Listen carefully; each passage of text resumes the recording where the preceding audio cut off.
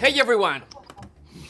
Hey everyone! Okay, hi everyone. How are you guys doing? Let me know if you can hear me. A lot of people. Thanks for joining. Very excited. Carl is here. We're gonna do the introduction in a second.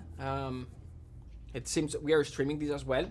Let me just do something. What I'm going to do is I'm going to pin myself and then I'm gonna pin Carl as well. Replace at pin. Fantastic. Right. This is awesome. All right. So you guys, if you wanna, this is there's a lot of people in this room. I'll keep adding people, but I guess this is gonna be a little bit of a larger master class. Why? It's Carl Rydlund, and then and so what I recommend you is what you can do is you can pin myself and Carl if you wanna see both of us, because this is gonna be kind of like a conversation, or if you don't do anything, Zoom will do its thing where it's gonna show the person who's talking. I'm gonna pin both because I'm recording this.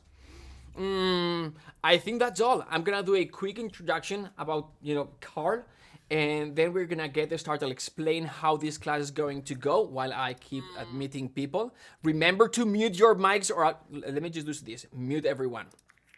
Mute everyone. Yes. All right, just muted all of you. Carl, yourself included. If you can unmute your mic, please. So if you wanna talk, fantastic, great. If you wanna talk, you know how it goes. Just unmute your mic, ask the question, or post the question here in the chat. I'll be moderating. But let's get this started. So we posted about this class, and we also prepared a YouTube live stream, and the title is how to find work, how to get gigs, like post-COVID situation. And there was, before we started, and it's like there was one question in the chat. It's like, how do you know how to find job after COVID? Do you have any source? And I'm like, of course I've got the source. Here's what Carl Rydlund is like. Look at this: Top Gun, Boss Baby, Wonder Woman, Lion King, The Joker, Dunkirk. It's like so many big movies in so many different roles, as a musician, as a copyist, as an orchestrator, composer. Like he's been teaching, he's been in the industry. Like he's super active. He's one of these persons who is so knowledgeable. He's studied with the best. He's worked with the best. He's done his work at the highest level, and also he's humble, and he's always like, I always keep learning. I always learn more than my students. Like this never ends. So I'm just all jokes aside, I'm super grateful for you, Carl. Thanks for your time. Thanks for being open to this. We are honored to have you here. Honored to be here. Thank you, guys. Thank you all for being here. I appreciate it. All right. So with the introductions being made, and I'm not good at this, we're gonna get started with this masterclass. This is going to be a little bit more conversational, more like a conversation between Carl and I than the other masterclass that we have done. And we're gonna have three main topics that we're gonna be covering. Carl, feel free to interrupt or correct me if I'm wrong. But we're gonna, for the first part, we're gonna be talking about finding work. The second part is gonna be about common problems and mistakes that Carl and I, like typical mistakes from composers, either beginners or more advanced that we've seen. And we will talk about that, as teachers or as working in the industry. And then kind of like film scoring workflow a little bit. Cool, so these are the three parts. And so that's it. Let's get this started, Carl. You've the other day we were talking, you and I, and you were like, hey, I've got these 14 life-saving tips that I wanted to share with the class. Can you introduce us about this concept a little bit? Of course, yeah. This is stuff I've come up with from, not my brain, but from people that are way smarter than me. And first of all, before I go into all that, I want to thank you all personally for being here. And I've got a little sticky right here posted so I can pretend to be looking right at the camera. So if I forget and I'm looking over here, don't think I'm not watching. I'm watching, and there's a lot of people. So we're trying to keep track of everybody, but I'm going to try and, do my best to look at you guys. Okay, I'm going to let 30 more people in. They were waiting. Wow. I'm sorry. Well, okay. Cool. Hello to everybody joining. Hello to everybody. Over 100 people. Again, these, wow, we're 104. That's so cool. And very interesting. Thanks again for being here to everybody that just joined. this kind of life-saving tips for getting in the business and being in the business and staying in the business thing has come over years and years. These are things I've picked up from composers, copyists, orchestrators, music people of all walks of life, MDs, people I've just heard these great nuggets from and kind of have consolidated them in the one spot. And most importantly, the person that's given me the most direction on this is probably my wife, who is a lot smarter than me, first of all, and a human resources director at Ernst & Young, one of the biggest accounting firms in the world. And she teaches adult learning there and runs their adult learning program. So she's kind of looked at this stuff too and vetted it. So it's not just some musician's point of view. It's actually really great business sense. And I think that's something we all need to kind of have in the forefront of our brains when we're talking about getting work, finding work, and maintaining work in especially a post-COVID situation. As you all know, the word on the street pretty much is that COVID rushed everything up in business about 5 years. I think that's pretty accurate. And talking with people in the business industry, that's what they're looking at, is everything rushed ahead about 5 years. So of these things, I think the number one thing to keep in mind as you're out there looking for work and presenting yourself to get work is an open and curious mindset. That's number one. You want to go into every situation, be it an interview or a spotting session or just a meet and greet with somebody. If you get lucky enough to meet and greet with somebody, go in there with an open and curious mindset. That's really super important, because nobody wants to work with someone that's a downer. You know, nobody wants to work with that guy that's got, problem for everything, and there's, nothing works, and they're bugged because there's some old dude or some young guy that doesn't know what he's doing.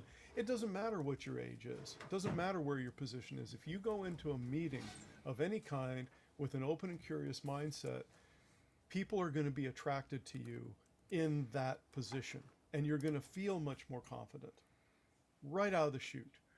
If you're talking with someone, like if I talk with Mark right now and I say, "Hey Mark, what are you working on today?" It's like I'm working on a TV movie. Great. What movie is it? It's a movie that Hybrid is producing, and it's gonna go on Netflix. Awesome. Netflix. Have you worked for Netflix a lot? What I've done ended on Netflix. Distribution got it there, but not produced by Netflix directly. Gotcha. And when you're working for Netflix before, did you have a great experience, or was it kind of eh? No, it was fantastic, and I feel so lucky, to be able to work on something that's in that platform. Doesn't matter if it gets, like in the front page of Netflix, or if just a few people see it. To me, it's still an opportunity. Awesome. I kind of threw Mark under the bus there for a second, but that's yes. A great explanation and a way to show how a meet and greet can work. It's a two-way conversation, and you have to be ready for either way at any drop of a hat. I asked him, "What are you working on?" He told me what he was working on. I said, have you worked for Netflix before?" Whatever the second to last or last thing he mentioned, I jumped right on it and asked him to build on it. Part of having an open and curious mindset is being a good conversationalist, and that is being a good listener. Talk about with the other person what they're interested in. The worst thing to do is if you go, ask me how I'm doing, Mark. Go ahead. Hey, Carl, how are you doing? How are things? Good. But to start, I'm an introvert. See, I'm not good at this. No, you did the right thing. I did the wrong thing. I just said good. So what you been working on lately? Oh, I've been working on so many things lately. And I'm treading water right now. I'm trying to think of something to say. I've been working on so many things lately. Instead of going, good, it stops the sentence. It stops the conversation. I think a good way to make the other person feel comfortable is talk about the things that is like, the first thing that I would do is like, "Hey, your room looks really nice. What's that board over there that you've got? Is that an SSL?" Yeah, that's the new SSL, which I dearly love, and they were kind enough to send me the SSL awesome. And the channel strip and the audio interface. It's been awesome. Love it. Awesome, beautiful. I'd love to know more about it later on. Cool. We're going to talk about that, actually. It's a good part of the workflow. But that's the first thing, is having an open and curious mindset. People love that. Second thing, to keep it moving, I am in the business of selling yes. That is what I do. I am a musician, yes, that's true, but that's a given for all of us. We're all musicians. Everybody knows that. Once you introduce yourself, they know who you are. But I am in the business of selling yes. And that came to me from Tommy Tedesco, a really famous studio guitar player in LA that I was blessed enough to study with. And Tommy always said, say yes, figure out how to do it on the way to the gig.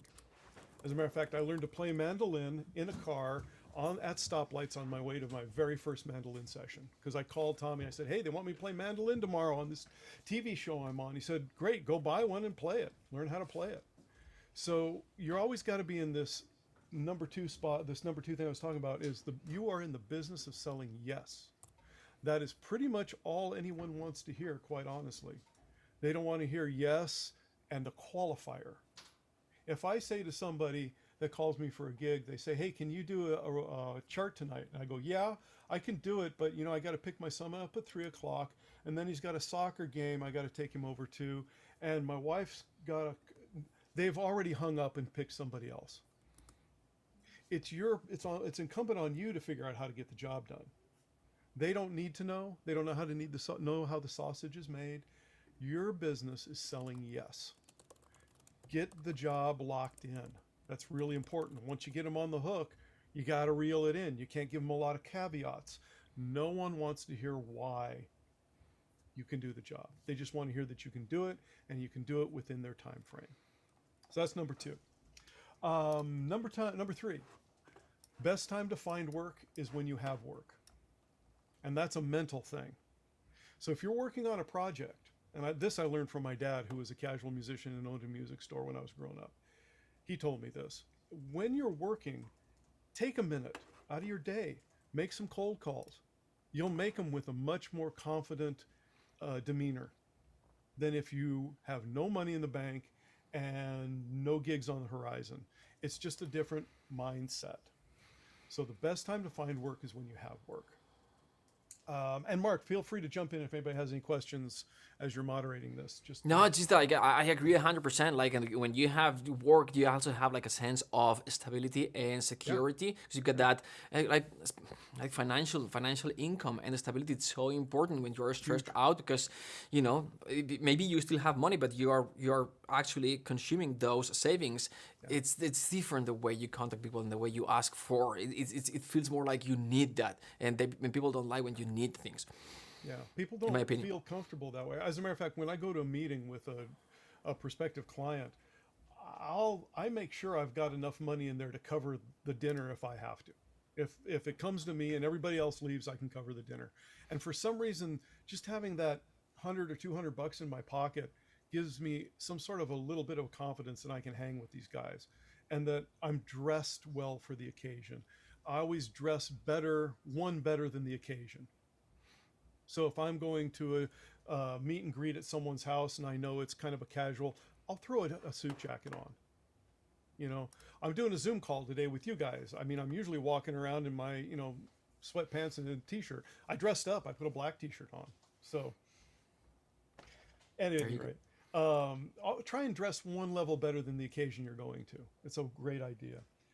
Point number 4, I want to move through them too. And again, Mark, just jump in if anybody has any questions. Point number 4 is, and I'm reading this because I can't remember my own stuff. Motivation does not create action. Action creates motivation. I'll read it again. Motivation does not create action. Action creates motivation. For instance, go ahead. Oh yeah, sometimes we think it's kind of like we're gonna get motivation through affirmation or for like positive thinking, and hey, it helps, but everything changes when you take action. Now it's so hard to take action, like take massive action and everything will change. It does change. Like just stand up and walk and and do things and take action. That's where motivation, because there was a time in my life where I just needed action. So what I did for me is I did something that I could control. I said I was 2021. I said I'm gonna do live classes every day, and we started the morning chats, as we call this. So some of you guys attended those, and it was 6 a.m. in the morning, and people was like, "Oh, people." would thank me for taking the time and putting the effort and giving so much. But the truth is that I needed that after a class like this. You can imagine you just are motivated because it's today's a bigger class, 100 to 100 people listening to you, and you are acting that moment. When you're done, when you hit to stop recording, you're still in motion. You can continue. And to me, 7 a.m. after the class or 8 a.m. sometimes, I was like, okay, I'm ignited for the rest of the day. Yeah. So it's really interesting when you're sitting on the couch and you're thinking, man, I want to get up and clean and stuff. Well, that's motivation, not action. But if you actually get up and you put a couple things away and you start straightening up, pretty soon you find yourself vacuuming and you find yourself doing the things you want to do. So if you're feeling that you're not motivated, well, the solution is to actually take action of some sort. So that's not. And sorry if I interrupt again, but sometimes but I don't even have the motivation to take action. And sometimes it's manufacturing pressure is something that can also help you actually take action, which is that first step to get motivation. It's just call a client. It's like, hey, I'm gonna deliver the music to you by tomorrow morning 9 a.m. and you better get that music done, right? Because you've promised it someone. Exactly. Yeah. Number 5, gear will never make you sound better. Never. Gear So good. will never get you hired by someone. Gear will never make you sound better than Hans. Hans sounds like Hans because of who he is, not because of what gear he has or what he does. Has he have more resources than most of us? Yes. But if you listen back to Video Killed the Radio Star, those were all analog synths he played in that song, and they sound great. So there was no real MIDI stuff like we have now. There were no plugins. There was nothing. That song is mixed so well. It sounds great. Gear is not going to make you better. You will make you better. Being motivated, having a open and curious mindset, all that kind of great stuff will get you better. Would you say that sometimes when we do those things like buying gear or buying the latest library, sometimes there's some sort of pain that we try to avoid, and the easiest way to avoid is instead of confronting our weaknesses, learning, improving, using better. Instead of that, we go for the easy out, which is Amex card and buy that new library or that because it makes you feel good for that micro moment. But sometimes we take action because we are in this spot where it's like I'm just gonna buy that. Okay, I think it's gonna help. No, confront the pain, confront the fear, confront what truly is stopping you from getting better, better sound or better music, by practicing, studying, getting the most out of your libraries. Absolutely. To get the most out of look at this behind me. I am the prime example of what I'm saying not to do. Mm-hmm. But how much of, like in your case is different because you do you're a guitar player, you're a session player, you're also an orchestrator. You do and you do so many things. But when you are, let's say, when you are orchestrating, how much of what you've got are you using? Oh, when I'm orchestrating, it depends on the job because I've had a lot of people say which program do I use? I use Finale, Sibelius, whatever I need to use. It's probably a little mixture of the computer that I'm sitting in front of me, a couple of programs, maybe a couple of libraries, so I can send a demo out if I absolutely have to, which I rarely do as an orchestrator, but it's there if I need it, something like that. But it's not a lot. It's really not a lot. And I did it for years by hand. I mean, for years by hand. Just to give you an example. I'll just hold this up. Hopefully you can see it. This is my handwriting from an old score from Sylvester and Tweedy cartoon show, Mm-hmm. I used to do this by hand all the time, and it was super fun, and I really enjoyed working by hand. So I guess if the power went out, I'd just go back to candelabra and pen. So but the gear behind me, I got to a point in my career where I was realizing that I don't need a lot of stuff, but I got to a point where I said, you know what, from here on out, and this was fairly early, I only bought gear that paid for itself. That was the bottom line for me. If it was going to pay for itself, then I bought the gear. So I would need it for a specific item. I would need a mandolin, I would need a guitar synth, I would need a balalaika, I would need a bouzouki. I would buy those only when I needed them. So gear isn't going to make you sound better, is the bottom line. The difference between a pro and an amateur. Everybody wants to know that. What level do I need to get to be a professional? The real difference between a pro and an amateur, especially as a player, is time and intonation. Does what you do, either as a DAW musician, an orchestrator, an arranger, have good time? And believe me, you can have time as an orchestrator. There's pulse underneath all that. When I'm writing with my metronome on, so I don't lose track of how fast I'm asking musicians to play things. If you're composing without some sort of reference to your tempo, unless you've got great memory for tempo, which some of us do, I like to write with the metronome on, so that I'm always aware and cognizant of what I'm asking the player to do. And when I'm listening to libraries, don't let the library fool you. Some of them are really badly out of tune, especially in the extreme ranges, because they've stretched them. Somehow fix that, because out of tune, especially in your basses, is horrendous for everybody else, because that's what our listening gravitates to. So the difference between a pro and an amateur is time and intonation. Can that be applied to samples as well? Because Yeah. intonation generally pretty good in general, but the timing and it's like 100% quantized makes it sound like a machine, like a computer. Yeah. But finding sometimes like why is it not working perfectly? It was like, dude, it's like a slow ballad and the melody and the pulsing pizzicato bass is not perfectly in time, and that is what makes it odd. And then you're trying to mix to sound no, it's just a matter of performance. And usually it's tempo, right? It's sync and being aligned, and then the It's 100% right. And when you get into this, don't let things fool you. And I can prove to you, you can fool your own ears with one simple example. Y'all have those little earbuds? Yeah, sure you do. A bass that has a 3-4 foot string on it would take a 20 or 32-inch speaker to actually produce that fundamental. How come you can hear bass in that little tiny iPod ear thing? It's because your brain remembers what bass sounds like, and all the stuff in your head is moving around, creating and fooling your brain into thinking that frequency is actually there when it's not. So we can fool ourselves into anything as we're mixing, especially. I've gotten lots and lots of MIDI files from people as an orchestrator. I open them up and the bass lines don't agree. The tuba doesn't agree with the basses. And they're maybe a third off sometimes, because they changed the bass note and didn't go back and change the tuba, and it was so masked in their mixing that they didn't notice. And if you don't fix that, you've got problems downstream. And you have to have an orchestrator that has enough ears to know that, oh man, there's something sounds funny, and you got to be able to listen. So number 7, bottom line is you hire your friends, and your friends will hire you. That's the reality of all this. That's how you find work. Make friends. And genuinely make friends. Don't make friends with the idea of getting ahead.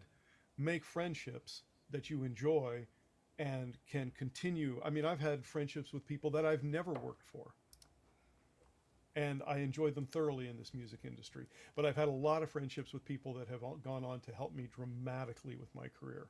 The bottom line is you hire your friends, and your friends will hire you. That's the way it works. There is no such thing as missing a deadline. Point number 8.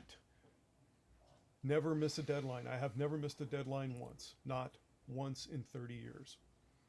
It doesn't happen in the pro world. It always gets done, or you're gone. That's the reality of it. That's another thing about being a pro. To build on that, number 9, never be late, ever. Never ever be late. When I first started playing dates in LA, I was told by my teacher, then Carl Verheyen, he said, drive the route you need to take the week before the session, so you can see what the traffic light is like on a Tuesday at 10 a.m. to get to Capitol Records. Then base it on that. We didn't have GPS back in the day when we were doing this. So my point is, never be late. An hour early is early to a session. A half hour early is on time, and on time is late and fired. People don't like late people. They just don't. It just doesn't play well. Number 10, you got to develop the studio cool. What do I mean by studio cool? Just sit there and be quiet. Don't get into it unnecessarily with anyone about anything. Don't ask attitude questions. Like if there's an A flat on your part that's wrong, just fix it. Don't bring it to the attention of the composer. He made a mistake. Just fix it and move on. You can tell if it's F minor or F major. Fix your part and move on.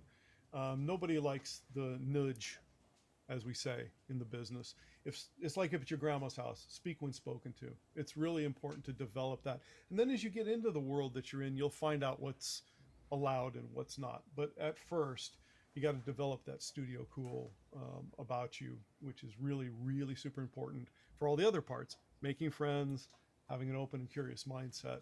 Part of having an open and curious mindset is listening, being a very good listener. Really important. That studio cool. People notice it anyway. Like if you fixed something, like the ones who really are like the ones that are important for you, those notice that what you just did, most of the times, and they value that. Absolutely, they value it. You're Because totally right about that. they've been where you are now usually, and so they know what you've done. Oh, they know what you've done, and they appreciate you not making a big deal out of it. I have another great quote from someone I think that has talked with this group before, from Conrad Pope, who's a dear friend of mine.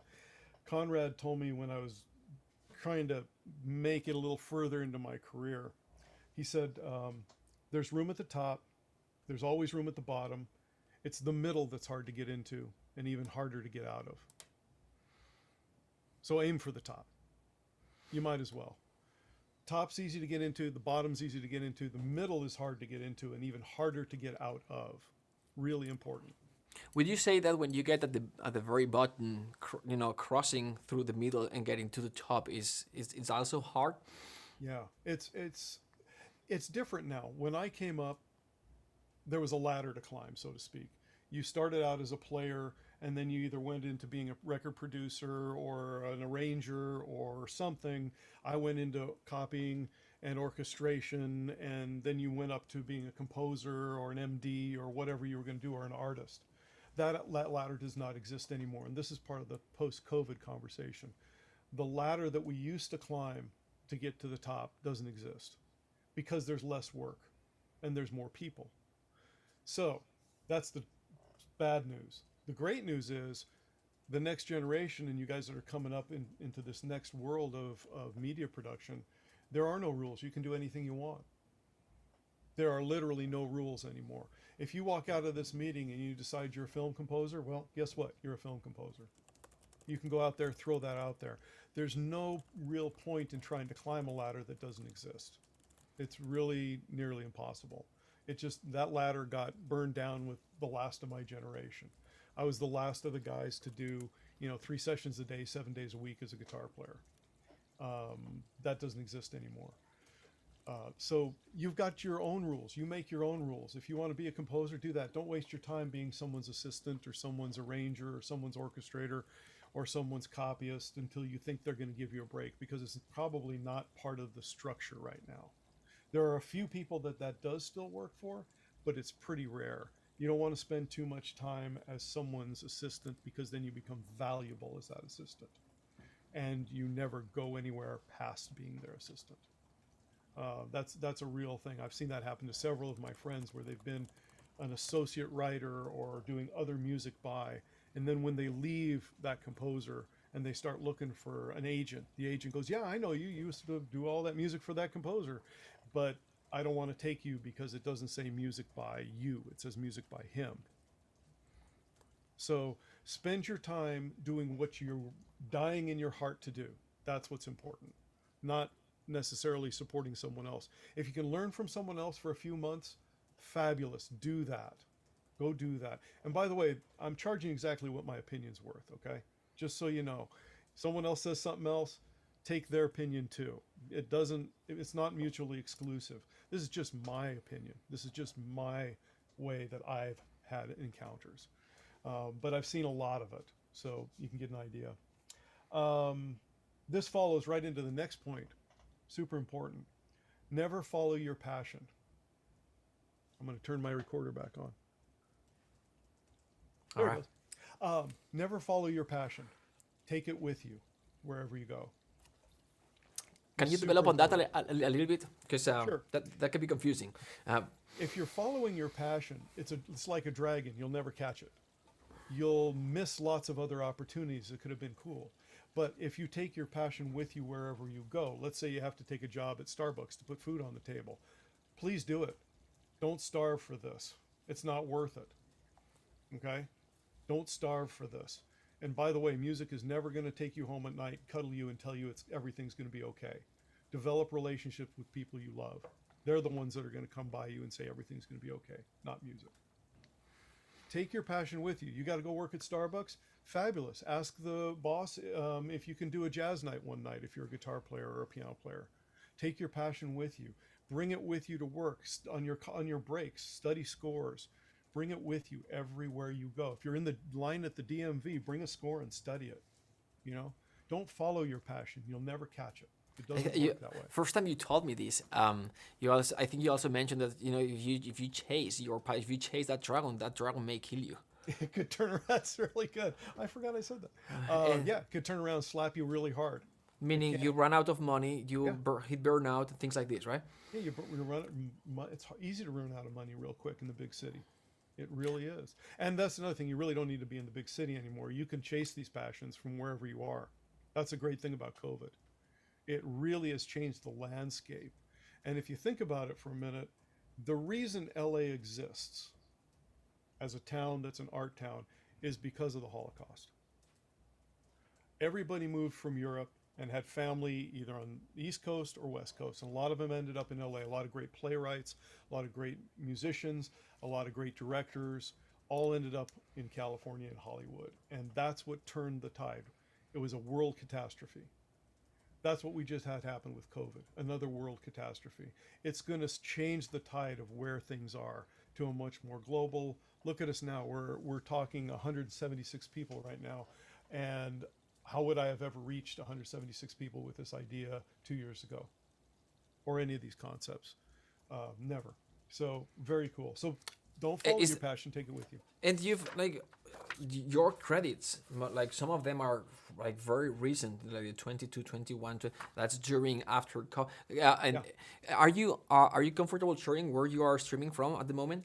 Oh yeah, sure. I'm living in Nashville now. We moved about 18 months ago. We kept our place in California. I was gonna buy a condo here because I was doing a lot of video games in Nashville, and I don't like staying in hotels very much.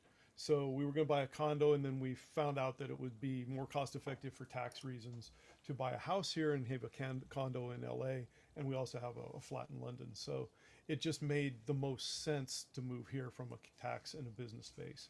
Don't get so locked into your passion again. That's a great example, Mark, of following your passion. If you start following your passion to a town you can't afford, you could be in trouble. You're better off taking your passion with you wherever that is, on calls like this, and making friends in these networking situations like this are so awesome. There's a joke like in California. Usually you drive till the coast and then you turn back till you can afford the house. And that's great. I hadn't heard that one yet. That's really good. and sometimes that means not even being in California, because especially now. Not that you can't afford, but sometimes it makes so much more financial sense. And sometimes it's not about finances, it just makes more sense. It's not that you can't afford it, it's just you'll save more money. And the more money that you have saved, again, those $100 in your pocket make you feel at peace, right? It's like, we've got all this money for the next year and a half if I didn't have anything coming my way. So it just really anyway, that word peace is really important. If you can feel peace in your life, you're winning. Very important. Exactly. I've got two more quick points. I'll get through them. I know we got to move on. Never be a person with a problem for every solution. Never be that guy. Always be the guy that has an answer when you're needed, but don't be a guy with a problem for every solution. And then very much most important, and certainly not least, this was told to me by a very good copyist friend of mine when I was working at Joanne Kane in LA. Always live 2 years beneath your means.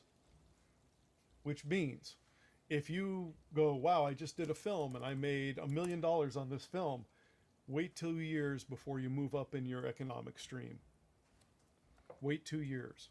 That'll give you a chance to feel, hey, was this a fluke and my $1 million had to last me for that 2 years, which could go away quickly? Or did I get another one and I made another $1 million? Great. Maybe this is a roll. And these things tend to last 5 to 7 years. Those eras change every about 5 to 7 years. So always live 2 years beneath your means. You'll thank me later. So that's my tips for finding work and keeping work. We've got a few questions. Do you want to open Great. for Sure. questions? Open for All right. questions. Let's go. All right, you guys, go ahead. Maybe Eduard, then Chris, and just unmute your mics and ask the question. I'll wait here. Hi, Mark. Hi. Hey, Eduard, Carl. how are you? Hi, everyone. I'm fine. I'm just driving. I'm going to a concert. Cool. So, yeah. So my question is, that idea of be aware to not wind up in the middle. It's new to me. It's like wow. And what are a few things to not do to wind up there by mistake? Yeah, there are a few things. And again, just to clarify, ending up in the middle is not horrendous. It's just hard to get out of. It's the hardest thing to get into. It's the hardest thing to get out of. Ending up in the middle means you're possibly an assistant for someone. You're making a good living, and it's easy to become comfortable and stop following what your initial thought was maybe. Now, that's not to say that your initial thought couldn't change into something else. That's totally fine. You might get into a job that's, quote, in the middle, and you might love it. Then it's not in the middle anymore. Then it becomes your top. You know what I'm saying? So the middle is a perspective. That's the thing. It's a perspective. It depends on what your final goal is. And your final goal could change tomorrow morning. Who knows? You could wake up and go, you know what? I don't want to be a composer and orchestrator tomorrow. I might want to be a music supervisor. Great. Go do that. That's your top now. But don't get in a job in the middle that you think is going to be a stepping stone to something else, because it just doesn't work that way anymore. Once you get into that position and you're in a job that you're thinking, well, I'll do this for a while just to eat, you're really run the risk of getting stuck there. That's what I'm talking about. It's like the musical version of the friend zone. Yes, exactly. Like the musical version of this friend zone. Hey, Scott, how you doing? Oh, yeah. Yeah, nice one. Exactly. Don't get stuck in the friend zone. It's never fun. Cool. Anybody else? Any other questions? Thanks, Carl. Sure, of course. Good to see you, man. Have fun at the concert. Thanks. Bro, I'm conducting. I'm not. I'm professional. Fabulous, brother. Go get them. Yeah. Thanks. I had a quick question. Yes, sir. First of all, in college, I took a short job as a copyist and realized how badly I sucked at it. So I really appreciate your skill at being able to do that. Thank you. So for a guy that's kind of dependent on my DAW and working with MIDI to try and generate charts or you know pass on good stuff to a guy like you, what tips could you give us to help us kind of bridge that gap and being able to have our DAW material ready for you? So for example, Mark mentioned quantizing at just a percentage. So we want to have a little bit of fluidity, but we don't want to have all kinds of weird spaghetti crap for you once it gets there. So what tips can you give us for kind of getting that package together for a guy like you? As an orchestrator or as a player? Well, either or. Okay. As an orchestrator, do whatever sells the demo and gets the yes from the director. We don't care what you send us. Don't try and spend your time doing that. Spend your time getting a yes from the director, because if you don't get a yes from the director, none of us eat. That's really, really important. No one that I know above the orchestrator line spends very much time at all. And quite frankly, if you're trying to guess what we're going to need, it's unattainable, because there's certain ways we have to do stuff that makes our workflow easy. Sometimes we end up undoing the stuff you think was a good idea to start with. If you got to set your strings ahead a little bit to make them sound right, do that. We'll deal with it. As a player, that's a different thing. If you're writing parts from your DAW as a player, it's going to be a drag. DAW parts are a real nightmare for players to read. They got to go into a copying program and be laid out properly, because we're always asking these players to play it perfectly the first time, and we want to help them as much as possible.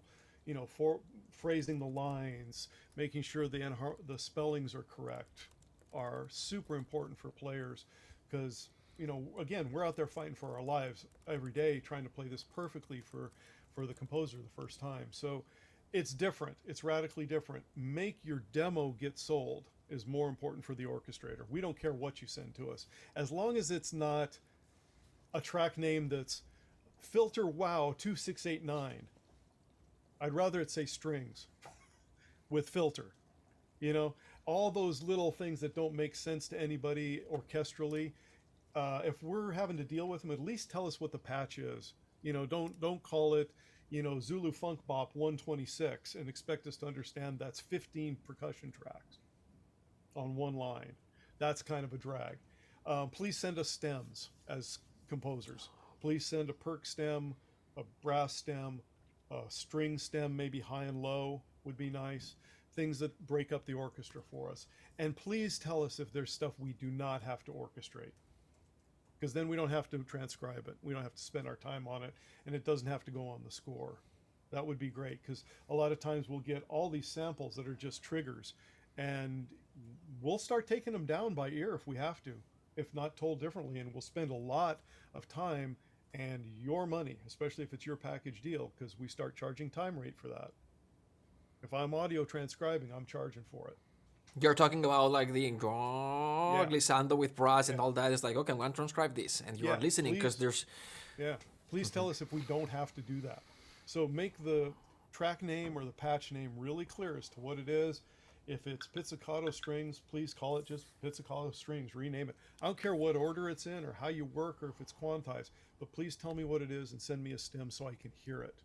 And don't send the click embedded in the stems. We have click, and whatever DAW we drop it in, and just send us MP3s, and please have them start all at bar 1, beat 1, not all over the place. Have them all merged to bar 1, beat 1. That's how the standards and practices are. When we get stems, they're all merged to bar 1, beat 1, even if the strings don't start until bar 5, because otherwise we have to sit and line up every stem, and it's a drag. So that would be some great stuff.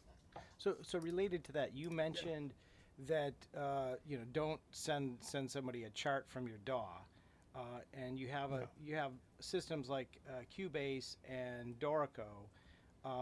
Is there an integration that makes sense between, you know, us sending you, you know, a Dorico file? Like some of the folks are recommending that, okay, we put our stems in a Pro Tools session and then ship it off to, you know, to the folks for the dub stage and so forth, and that saves them money sometimes with having to hire a music editor and that kind of thing.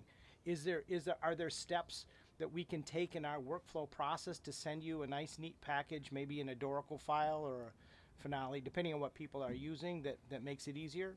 As a player? As a player or as an orchestrator? I mean, no.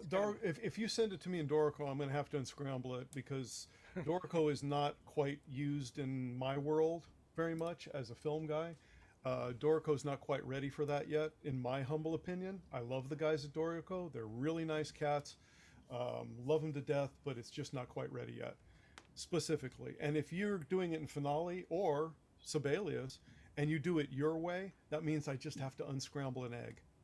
And you can't unscramble an egg, and it makes it worse. Just send me a standard MIDI file with stems as an orchestrator. That's all I want. Now, as a player, please just hire a copyist. Just hire a copyist.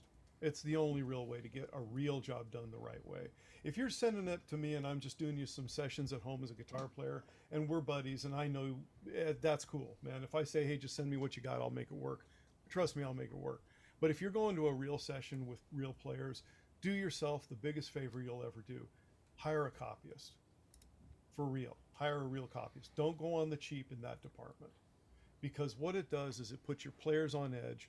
It makes them not feel like they have confidence in what you've written, and it makes your job look less good to them, and then they play quietly or sheepishly. If they've got a great, I mean, I've been on dates where we've got a great laid out part and a badly laid out part.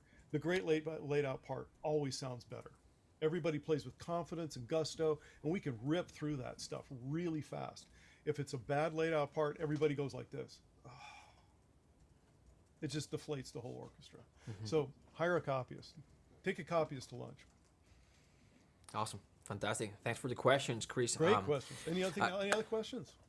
Yeah, well, there are a lot. Okay. We're going to take a couple, and then let's move on. And then I'm obviously moderating. I'm copying all the questions, and then we'll continue. Okay. But let's do Jamie. I'm here actually to prove one of Carl's points. I've known him for almost 20 years, and I've been trying to hook up with him for something. And I'm a student in cinematic composing. And so first of all, everything he said is true, but I didn't have to get on this call because I've learned it all from him personally in the years of working with him. But because he is a friend and I want to work with him for something, I was like, oh, I'm going to jump on there and listen to him and bug him to say, hey, we have to hook up. So really, people like to work with their friends. Number two, the thing he says about getting stuck in the middle, I experienced that, and really do your best to avoid it because it can crush your musical soul if you get stuck in there and it's not what you want, really, as being one of those people. But so Carl, I will stay on for the rest because we're almost there and it's always good to hear you, but we have to hook up after this for the stuff I was talking to you about. All right. I love you, Jamie. All right. Second one, Eric, and then we'll move on. We'll move on. Okay, Eric. Eric, make sure to unmute your mic. Where's Eric? There he is. Hey, Eric, make sure to unmute your mic. Okay, hi. There you go. There you go. Hey, Thank you so much for your time. I graduated from Berkeley, and so I'm getting experience and such, and I appreciate having well-written scores because I had my music played by the Budapest Symphony, and it was Sorry to hear that. It was great. I loved it. But my question for you is that now that I'm graduated, I'm just trying to get my feet wet. I'm trying to get into the business, and I'm trying to figure out how to best contact producers and people who may have interest in my writing. Can you give me just a quick summation of what I can do to reach out and find the right kind of people that can take advantage of my music for commercials, TV shows, movies, or whatever? Yeah, that's a really huge question right now with COVID. Totally. There's a lot, although I got to say, like this, there's a lot of conversations that are going on like these Zoom calls with music supervisors. I've seen tons of things on YouTube where you can join in and hear what music supervisors are doing and talking with them. Your best friend as a composer is a music editor, to start. Because music editors are sitting next to the director from way before the composer is. If you can get in with a music supervisor or a music editor, they might be able to temp your music into a movie, and I've seen it happen where they go, man, we really like that cue, we got to buy it, or find that guy. So do you just randomly search music editors, or is there a pool of people, or? You can look up music editors, you can cold call them, you can meet them, you can go, what city do you live in? In Salt Lake City, Utah. Okay, there's usually, they always have these things where there's round tables in LA. You can keep eyes out for them on the forums and stuff like that. If there's a round table or a live event where there's music editors talking, go to it. Go meet them afterwards. Do the meet and greets, man. It's really important to do that kind of stuff. Do student films, do all that kind of stuff. Yeah. The reality of it is you got to make friends with these kind of people. Producers, like you said, directors, and music editors. Other composers aren't going to help you get work. I know of one composer that'll help people get work in Los Angeles, and he'll help his assistants get work, and that's about it. The rest of them don't because there's not enough work. It's just the way it is. Yeah. So you said make friends with producers, editors, and there's one more that I missed. Sorry. Producers, directors, music editors. Yeah, I think that's a really important thing. How do you get to them? There's a lot of ways. Like right now, you can do master classes. You can be online. You could do. Sometimes people have been getting their music noticed in libraries a lot. You get a name for yourself in library work. Yeah. It can really put you out there, and you can at least reference what it is. I'm researching sync licensing and other and getting all my music sync ready and stuff. I'm just trying to go along the process because I've gone to every possible application I can find for scoring, and so far nothing. So I'm just working on it. Gotcha. Thank you very much for your time. My pleasure. Thank you, Eric. I appreciate the question. Okay. Let's continue. Mark, what are we on to? Common problems. We talked about life-saving tips now. Selling best time. Yeah, common problems. Common problems. Yeah. Things I noticed from students, is that's what we're saying, kind of some of the things we Yeah. notice from our students. Yeah. What are you noticing, Mark? So the biggest, all right. So the two biggest things that I've noticed is sometimes am I ready? It's like the question that I get often is like, am I ready? And then we'll talk about more like composing problems. But am I ready to pitch for a project, to find projects, to send cold emails? Am I ready? It's like, or when am I ready? My answer is always yesterday. It's a mistake to think, that you are not ready or that you should learn more. Obviously, you have to have a level, and depending on the game that you are playing, you have to have more skills. But the best way to learn is to actually do the thing, do the project, do the work, because that's where you actually learn. So that's the biggest mistake, the not taking action, the staying learning more and more, the buying more gear, the buying more libraries, but not taking action, the keep learning. You learn when you have to do the thing. It's so that's one of the biggest mistakes that I see. And then on the composing, mixing side of things, and like people sometimes, what I've seen is, believing. I always say this. I'm leading cinematic composing, and we do ads. Some of you may have seen me on YouTube. It's like the thing that's the sexiest to sell, when people click the most, is when we talk about mixing and mastering and plugins and EQ and compression and sample libraries and staccato strings, but that is the least important thing, right? It's just a way for us to convince you to take a look at our courses. But then when you get in, we start talking about the boring part, which is the balance and the orchestration and good composition and the musical layers, and all these things are way more important, and getting to know your libraries and get the most out of your libraries. Those are so a mistake or a common problem that I see is the focus. Where's the focus going? Sometimes it's going too far. It's like, just master the fundamentals first. It's not just not thinking that mastering the fundamentals is the most important thing, or not understanding how important that is. Those are two of the most common things. What about you?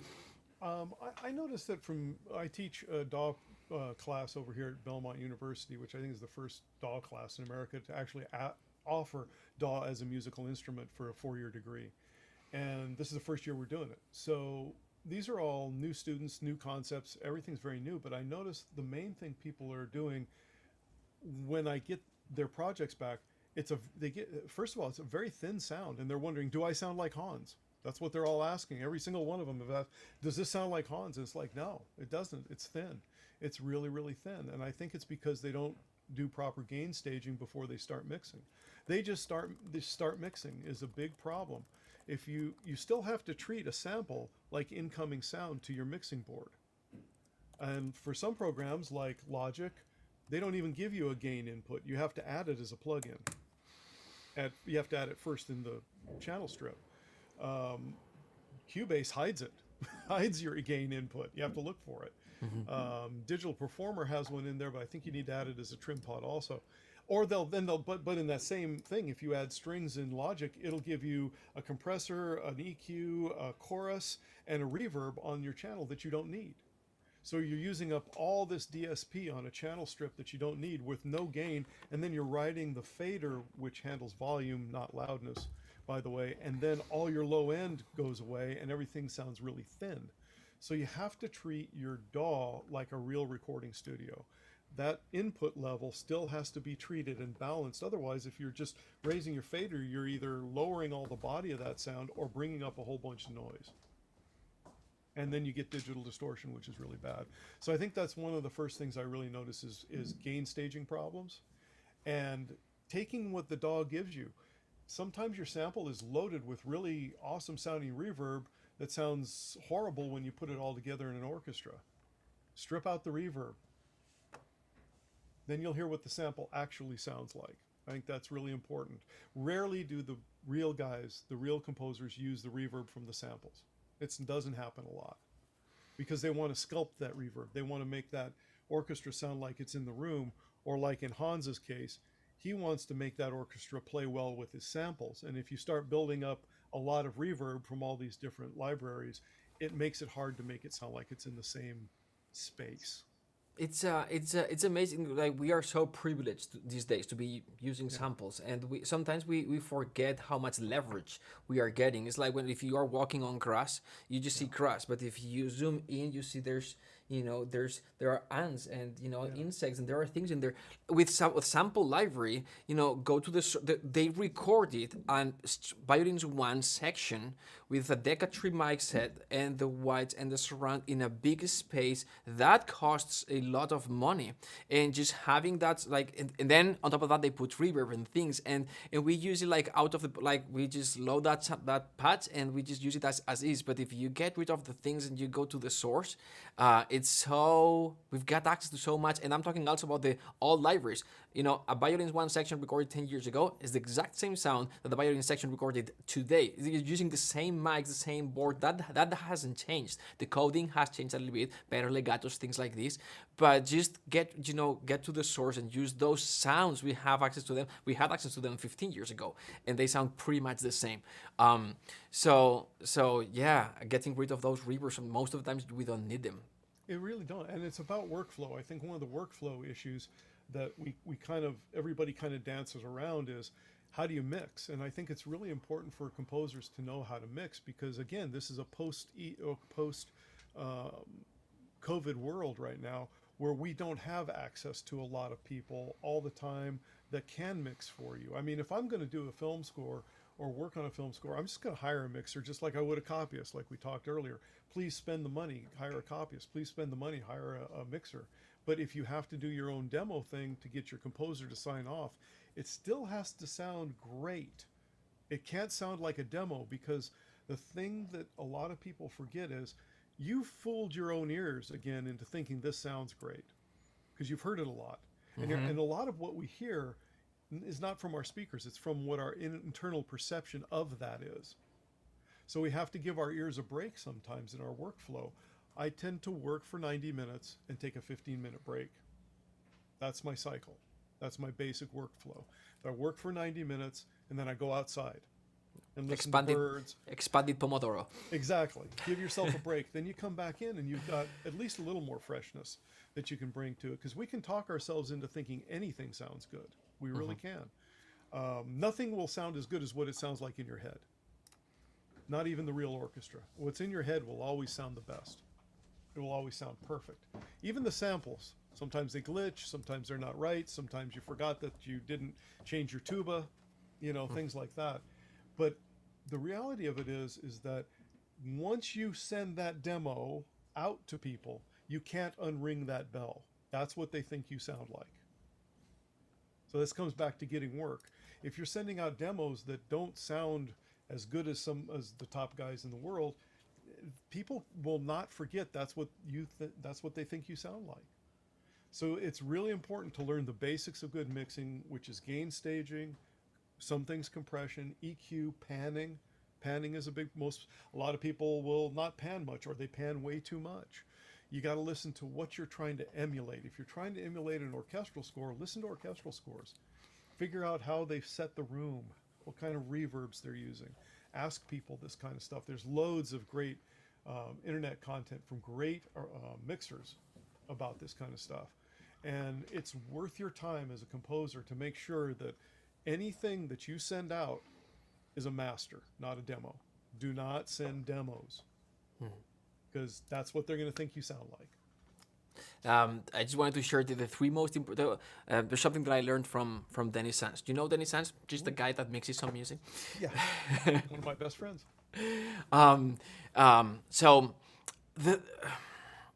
So if you look the course mixing for composers, or if you see him mixing what you're gonna see is the two most important things, and the ones that make the biggest difference most of the times is the right balance, the right panning.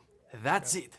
And then maybe adding a little, and the panning is basically positioning. So, and sometimes it's not much. And the question that we get, because we come from this, I'm using this library and the violins already sound to the left. Why should I pan them?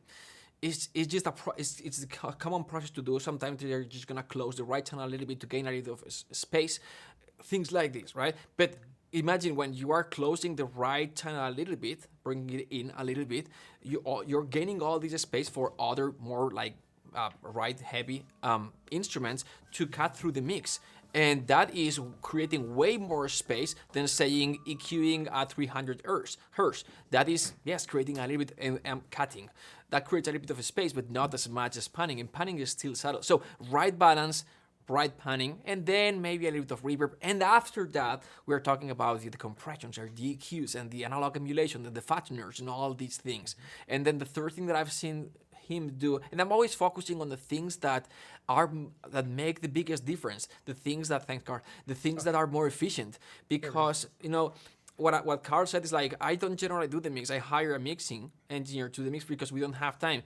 But sometimes if I'm, like TV movie, like $5,000, $10,000, 60 minutes of music, 20 days, sometimes you don't have the budget or you don't have time. You have to deliver the cue quickly. It's like, what are the things that I can do quickly that are going to make the biggest difference? Like right balance, right panning, and a little bit of automating those stems or those tracks when you are just adding an extra layer of volume automation, just right that fader that adds a little bit of extra emotion, extra dynamics to the music, right? It's like, but this is cheating. So they do this with real orchestras. That's how they, you'll see them do it big. Why? Because just maybe they need to add more emotion, or sometimes they do it, the counter way, because maybe too many dynamics. But do those things. Those make the biggest difference. Then are for free.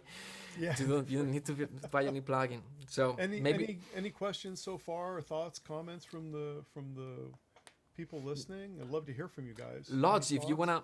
Yeah, open up for some questions too, and then we'll talk a little bit about workflow. All right, let's do it. Guys, if you got any question, please feel free to unmute your mic and ask. Art? Carl? Yes. What specifically is not ready for prime time with Dorico? It's gotten much better. I think that their part layout has a lot of problems with regard to grouping bars. It's very cumbersome. You should be able to just group 4 bars and say, I want them here. I don't want them on this next page. I just want them up here. And from what I've seen, that's still pretty cumbersome to be able to do that. Part layout is critical for copying to make it feel good for the player. And I think that that's one spot that they could improve a little bit. I do think that their integration with Cubase as a concept is going to be fabulous if they ever get it there. If they can get both hands talking to each other, I think it'd be wonderful. But I think from a layout standpoint, I think that is a bit of a hindrance. And I think that they tend to treat it like a Word document almost on the layout side again, and it can take a little while to do it. It's not fast. Like on a session, if I need to change a part and print a part really quickly, like for instance, I conduct for Josh Groban, and we're going to do Radio City Music Hall, and part of my job is if I do an arrangement there at Radio City, I have to be able to print the parts right away and copy them, get them out for 30 players. I don't think I could do that in Dorico very well because of the part layout and the score layout. It's hard to phrase things. Yeah. Great question. Other than that, it's great. Thank you, Carl. Yeah. Anything else? Who's next? Well, just to follow up with that really quick. Yeah. Have you've tried Dorico 4, the new one that came out? Yes. Okay. Yeah. I actually I really like the guys. I've talked with them a whole bunch.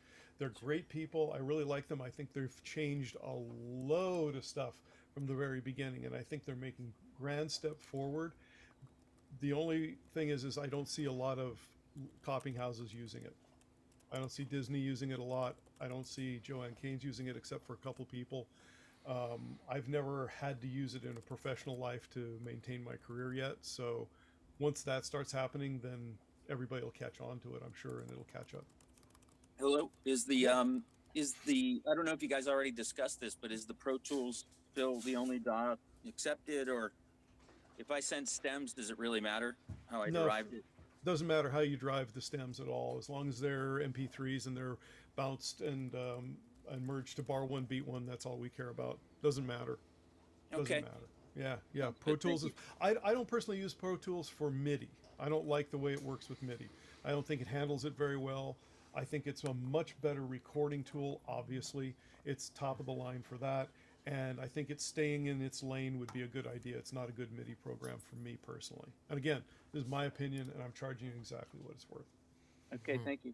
Hey, Carl, how's it going? Good. How are you? Doing great. Thank you so much for joining us today. Oh, thank you for having me. Yeah. I thought it was really interesting to hear you talk a little bit about going from LA to Nashville. I actually lived in Nashville for about 8 years. I'm in Chicago right now. Cool. And I'm studying digital audio production at UIC, but I've been gone for a few years, and I've been curious about sort of the professional opportunities that are there for composers now. I feel like when I was there, it was very big into, the country music scene was kind of the highlight. And I know you'd mentioned video games. I was just curious if you could elaborate the professional opportunities for that style that are available now. Yeah, sure, of course. I don't think there are any, really. The only reason I live here is for lifestyle. I didn't move here to work. Luckily, I'm really good friends with a lot of people, and they've been very nice to me. They've actually drugged me back into playing in live studio dates. A good friend of mine, Brent Mason, has had me on some things, and good friends of mine that own studios here have had called me in to play on stuff as a guitar player, which I really didn't move here to do, but was kind of a cool added benefit because I love playing with live players. But as far as composition, there's a lot of arranging available here for a few things, but chances are you're going to have better success being where you are, and again, not trying to move somewhere to follow a dream. Bring it with you wherever you are. I think there's enough interconnectivity like this around the world. You could live anywhere. I live here for lifestyle. My wife loves the South.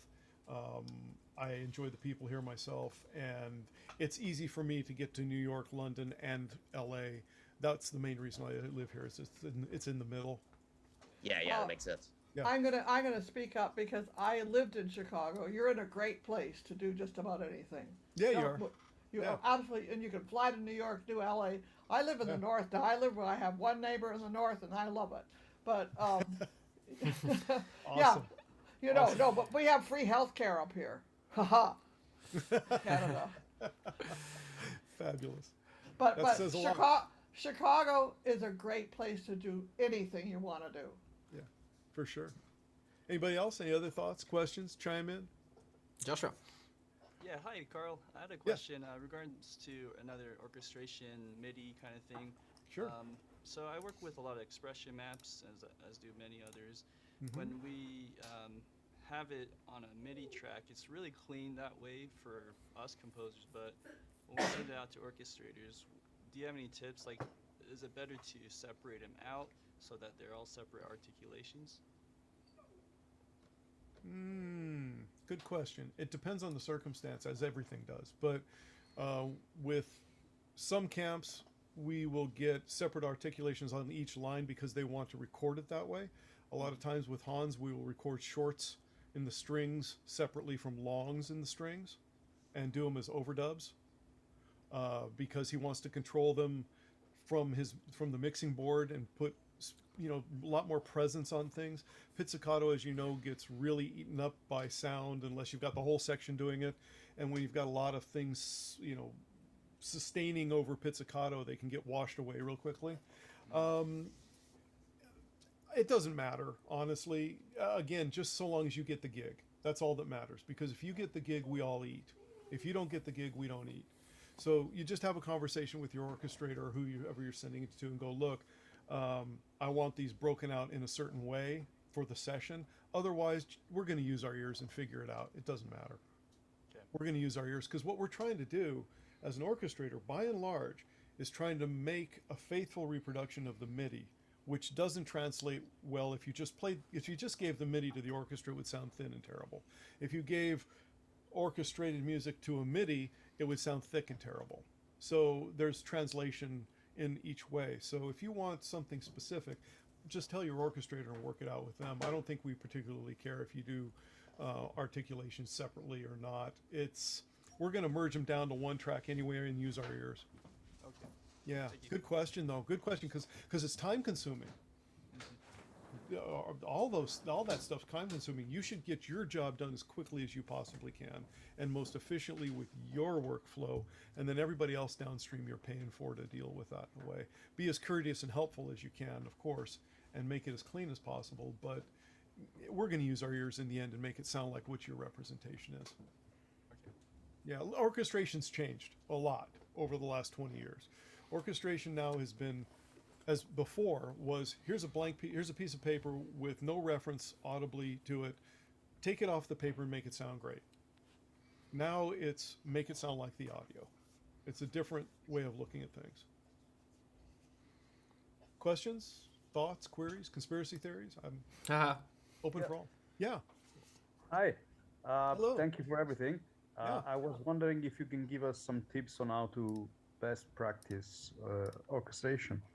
Oh, I've got a great one for you. This will lead into our next topic, some of the workflow. The best way to practice orchestration. Have you ever done a orchestral reduction? Not yet. Okay. I don't know if you can see it, but there's a bookshelf right about here, all the way behind me. There are 70 scores on that shelf. I have reduced every single one of them in every page by hand. That's how I learned to orchestrate. Great.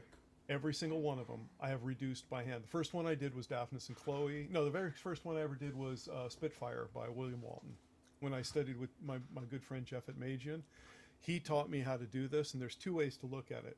You can do it by orchestral section. You know, you reduce the strings, you reduce the brass, you adjust the woodwinds, you reduce the perk, whatever. That gives you the orchestration of how Ravel did it, not how I did it.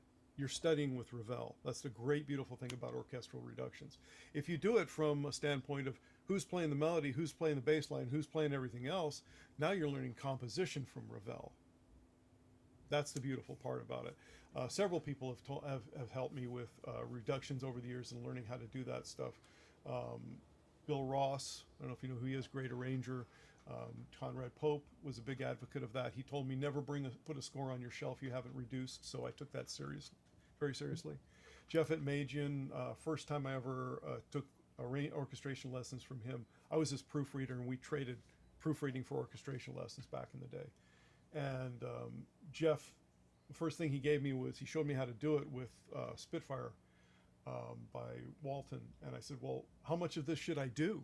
And he said, all of it, my boy, all of it. So I had a week to do it by hand in pencil. And I came back the next week and had it done. And he said, great, you're the only one in 20 years that's ever done the assignment on time and did it at all. So he decided to teach me orchestration. But that's a great way to learn orchestration, is do score reductions. It is literally studying with the guy that did it. It literally is. And a great place to start is pictures at an exhibition, because most publications have the piano score at the bottom from Mussorgsky, and then you get Ravel's orchestration above, and you can start by just studying and seeing what he did, and then you can start writing and transcribing later. I'm going to speak up to that because I used to teach pictures at exhibition, and I found there's a wonderful brass arrangement of pictures at exhibition by Phillips Brass Ensemble. Unbelievable. I mean, there are at least 15 transcriptions from the piano piece, or the, whichever way you like it better. But there are many more than just the two that we know. There are, cool. But the Phillips Brass Ensemble is just great. Thank you, Patricia. That's very cool. I didn't know about that. I'll have to look that up. They have a couple of other great ones. Great things to do with that stuff. If you find Walton's, I forget which one it is, one of his concertos he originally had done for string ensemble, and you can compare and contrast them. It's really cool to see how he wrote for strings as how opposed to how I wrote for full orchestra. But that's how I would start, and that's how I finish. As a matter of fact, sitting over there is Stravinsky 10 I'm working on right now. So on my desk. So I do it every day. I literally do it every day. I've got a question regarding. I'm sorry. No, go ahead. Go ahead. Okay, I've got a question regarding you reducing the scores. So basically, do you play them on the piano, or do you write them down like on two staves, or how do you reduce the scores? Oh, yeah, I write them down on score paper. I have. Let me see if I can find a piece of it. Like on two staves, or how do you do that? This is the paper I use. Okay. It's made by Valley Music. It's John Williams sketch paper. He gave me a bunch of it when I was his proofreader. You're gonna still buy them. Yeah. So when I was they're so proofreading nice. for John, he gave me you can still go buy. John gave me a whole bunch of this stuff when I was proofreading for him, and I still use it because it's real easy. I can put strings down here, woodwinds, brass, and perk on the middle line. It's really a great way to work, and it actually teaches you decomposition, if you will. also. So it's kind of a cool way. You notice stuff. And the most important thing to ask yourself when you're doing a reduction is, well, does anybody know the most important question to ask himself? Let me ask you guys. What do you think? What's the most important question to ask yourself as you're doing this? Any thoughts? Well, I think it is, do you have the essence of the music, the essence of the score? Can you mirror that in your reduction without losing it? Yeah, absolutely, that is very true. And let's go down one more micro level further. Anybody? I think a good question in just about all walks of life is why. That is the question of a lifetime. Why? You got it, Scott. Why? You're going to bump into stuff that you don't understand when you're doing this, and the most important thing is to ask why and then try and figure it out. Like, for instance, when I did the reduction of the Nutcracker Suite, the entire overture, I got through the whole thing, and it dawned on me, there's no basses or cellos in the entire overture. Why would he write an overture with no low end? Any thoughts? I mean, I guess to save it for later. Possibly, yeah. To save that range, to save that color. Let's think about this a minute. It's what is the Nutcracker about? It's a bunch of little toys that come to life, right? I think it's sorry to interrupt. I think it's about the why what he wants to say with this piece. It's about Christmas. It's about child. Right. It's about toy instruments. You're on the right track. You are absolutely on the right track. If you think about it, when you're getting ready to watch this show, he's going to have a bunch of toys that come to life on stage, right? In the overture, right, he made it small, and in effect, he shrinks the audience down to the size of the things they're going to be watching.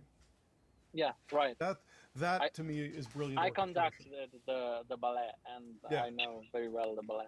It's really cool because he shrinks the audience. He makes everything feel small to get you ready to be in this small world. Yeah, that's right. That's one thing that you ask yourself why about, and if you ask yourself long enough, and you'll figure it out. So that's why score reduction is so important.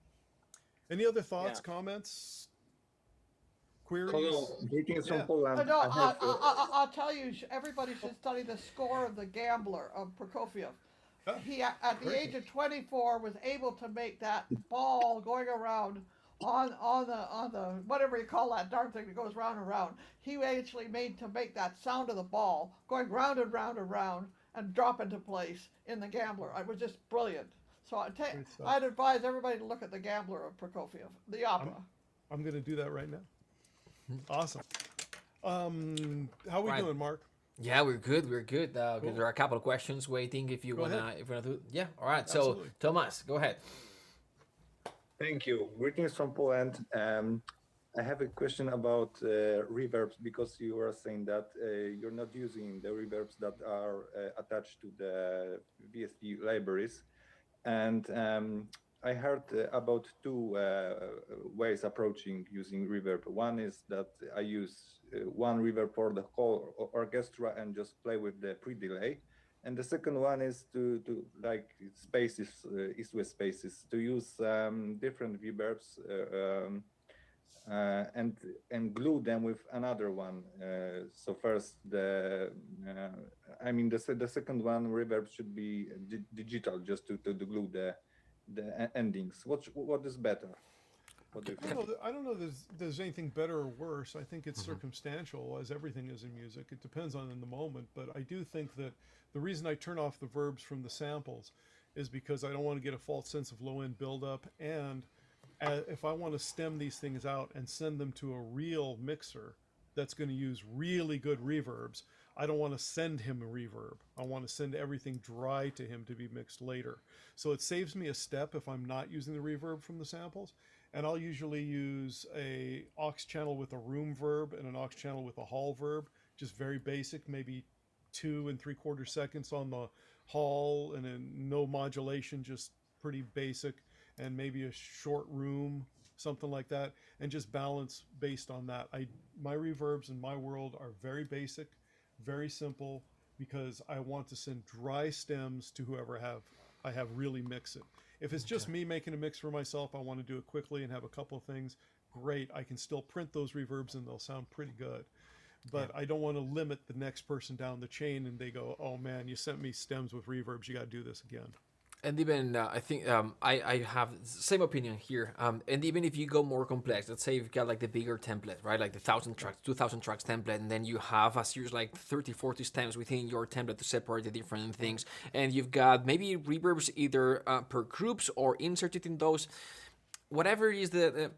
And those reverbs are good for you to give you an idea of what would be the final sound before mixing, or if you don't have time or budget to, hire a mixing engineer, that's the final sound. You've got the reverbs there. But if you have, as Carl was saying, if you have to send the stems either for your or printing stems or printing tracks to your mixing engineer, those have to be dry because they are going to be using either better reverbs or better used reverbs, like meaning they are going to use reverbs better than you, and so they want it dry. It's easier for me to select all the stems and bypass all the reverbs, easy, whether it's 1 or 30, than going in, going to my B Pro computer, go in that specific instance, then go into Contact, find the patch. All right, here we go. Turn off the reverb, and then one by one. It's just not doable. It's nice if you were to have like a small template or something like this, like 10, 12 tracks, and you're like, you know what, I just want to do this like out quickly, like a laptop template for like traveling, things like this. Maybe having the reverbs in the pads, because usually they're more efficient, CPU efficient sometimes. So that would be the only case where I would use those reverbs. Cool. That's good to know. I hadn't thought about that. I have a quick question. Yes. Go ahead. Oh, there you are. It just probably might sound funny, but in your own opinion, if we had Mozart sending a sample to someone with a beautiful, melody as a Mozart, and if you had Salieri with a beautiful mix, who would get the gig? It depends on the filmmaker. With the guy with the most connections. Okay, thank you. It doesn't. I mean, there was an old joke in Hollywood when I first moved there, and it was nobody knows you're here, nobody wants you to be here, and nobody will miss you when you're gone. So it's all about the connections. It's all who you know. It's the one, and I'm very honest with people about that. The one and only reason I work for Hans is because I'm a legacy. I'm good friends. I've studied with Bruce Fowler, Hans's #1 orchestrator for 20 years. I studied with Bruce's dad. Again, you hire your friends. Exactly. My audition for Hans was going over to Bruce's house, and he threw a CD at me and said, have this on the stand tomorrow morning at 10 a.m. And it was this gigantic cue from Angels and Demons at the end. It was like 5 minutes long. That was my first audition for Hans. Correct me if I'm wrong. When I heard this story, but you didn't know before when you were orchestrating, did you know that was for... Okay, they told you later, right? Well, when I went over, a friend of mine had said, hey, they need some help. So I went to, he said, do you know Bruce Fowler? I said, yeah, I stayed with his dad. And Bruce had all my stack of my scores I was going to take over that I was real proud of to show Bruce. And he just threw a CD at me, said, have this on the stand tomorrow morning. And after it was over and we played the thing and I got it all done and it was cool. It was a really long piece. It was huge. I said to Bruce, why did you give that cue to me for my first thing? I mean, that was a ridiculously huge cue. And he goes, well, I figured if you studied with my dad, you knew more about music than I do. Mm-hmm. So that's the reason I work for Hans, is because of who I knew and who I studied with. It was luck, because I was slated to go.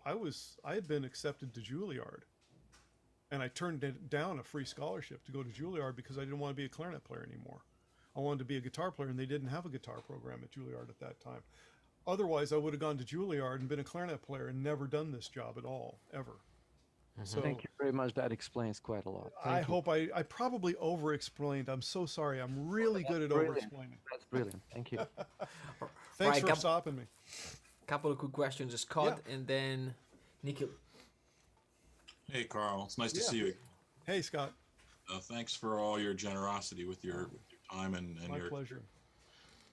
Maybe this is a little bit of an esoteric question, but is there a reasonable expectation as a composer that you could get a TV show or a movie and do just the composing, where you're not handling the Pro Tools session, and somebody else is handling all the gathering of the stems and the cues for whoever gets it next, and so forth and so on. Is that a reasonable expectation, or is that just totally ridiculous? No, I don't think it's totally ridiculous. I think it's perfectly within the realm of possibilities. I mean, I just worked on a small TV show that I think it's called Below Decks, Star Trek Below Decks. Really cool show. And the composer that's the guy on that show, Chris, he doesn't do any of the stemming or anything. He's got people that do that professionally. It depends on how much money you're making. Is it a package deal? Is it a network show? But it does happen all the time that people don't do all of this in-house. I would prefer never to do all of this in-house. Yeah. I really loathe having to send out stems and reverb comments and conversations about those things. I really don't like to spend my time doing that because it takes away from something else. Putting little dots on a page, that's what I like. I like putting little dots on a page. That's fun. The rest of it is not great, having to wear all these hats. I don't personally love it, but I know a lot of guys that are excellent at it and really do enjoy it. So I think it's, again, a mixed bag. But yes, there's reasonable expectation to think that you don't have to do that. All right. So if I'm a composer and I really am comfortable in Logic, I can get my stuff from Logic to somebody who's going to make it usable in the real world. All it takes is money. Yeah. Well, fortunately, I'm independently wealthy. Well, then why are you in this business? Right. I would be on a boat somewhere fishing. Right, Hey, Carl, can you explain actually to everyone, but to answer Scott's question, James Newton Howard, and obviously he's got the money, but the way he composes, he is not just he doesn't even use click, right? No. When I was at Joanne's office, I did a lot of James Newton Howard's MIDI file transcription, and he plays into piano while he's watching the movie a lot of times, and he just does it at chord note equals 120, just because that's the default that comes up. No click and no metering. As the MIDI file transcriber, I had to MIDI and meter map his stuff and figure out what the click was, and that's part of the job for him. So every camp has their own way of working. They really do. Everybody's got their own way of working, and the best thing you can do is be fluid enough to work with anyone. That's and again, I just want to clarify one thing. When I was saying Dorica wasn't ready for prime time, it's not ready for prime time in my world. That's not it does not mean it's ready for prime time in any world. That's just me and the people that I tend to work with in the different camps I work with, in the different places I work with. Is it a bad program? No, it's an excellent program. But there are certain things that we do over and over again in film and TV that have to be there, that maybe a band director doesn't ever use, or a choral director never ever uses, or maybe a TV guy never uses. It's just which one works for you in your world, and the more you can do with all of it, the better off you'll be. Awesome. Yeah. All right. Any other thoughts, questions? One last question, then we can. We've got more topics to talk about, but the class is gonna be too long. But I wanted to focus on what Jerry Goldsmith told you, the 3 layers thing, and the avoiding writer's block. But we'll continue with this after Nikhil's question. Yes. Hey, Carl. Going back to Hans Zimmer, I've been watching his masterclass, and he spends a lot of time talking about the idea of using just 2 notes in his Batman score. And I'm just wondering, and I'm coming from a writer-director perspective, so don't have like a lot of musical expertise. I'm in Mark's classes just to sort of be in this world. Sure. But can you speak a little bit to, like, when someone comes to you with such a concept, how much time does, sort of, how does it work to, like, actually get those exact notes and, like, really the tonal qualities of, like, that specific note, or does that just come from Hans directly and you just use it? Tell me more about that. Do you mean as an orchestrator or as what capacity? I'm assuming that when Hans does that, he does it on his synth, but then eventually it gets re-recorded. I'm assuming that may not be the. No, yeah, usually it does. Like for instance, I think I know what you're getting at, and correct me if I'm wrong. What we do on this side of it, from the orchestration on down through copying and getting it to the live orchestra, is trying to faithfully recreate whatever Hans does. So if he uses 2 notes, that's what we're going to do. We don't change harmonies. We don't change rhythms very much. We can add to them and make them play better. We can talk about, if those 2 notes are out of the range of the trumpet, we can go, well, maybe we put that on piccolo and violin or something else that sounds right and presents the music properly. But it all comes from the composer. It has to come from the composer, and our faithful recreation is the basis for if we are doing our job or not. I see. And then if he's using a synth or some samples, do you use those also in your recreation, or sometimes do you try to plug in real instruments? I never use samples or involve myself in samples with Hans. That's above my pay grade. I only deal with acoustic orchestra stuff because I would only screw it up for them. I am not as well versed as Hans and his guys are in their world of how they do things sonically. Plus, their world is already done by the time I get it. All the samples have been set in stone. They know exactly what they're doing with them.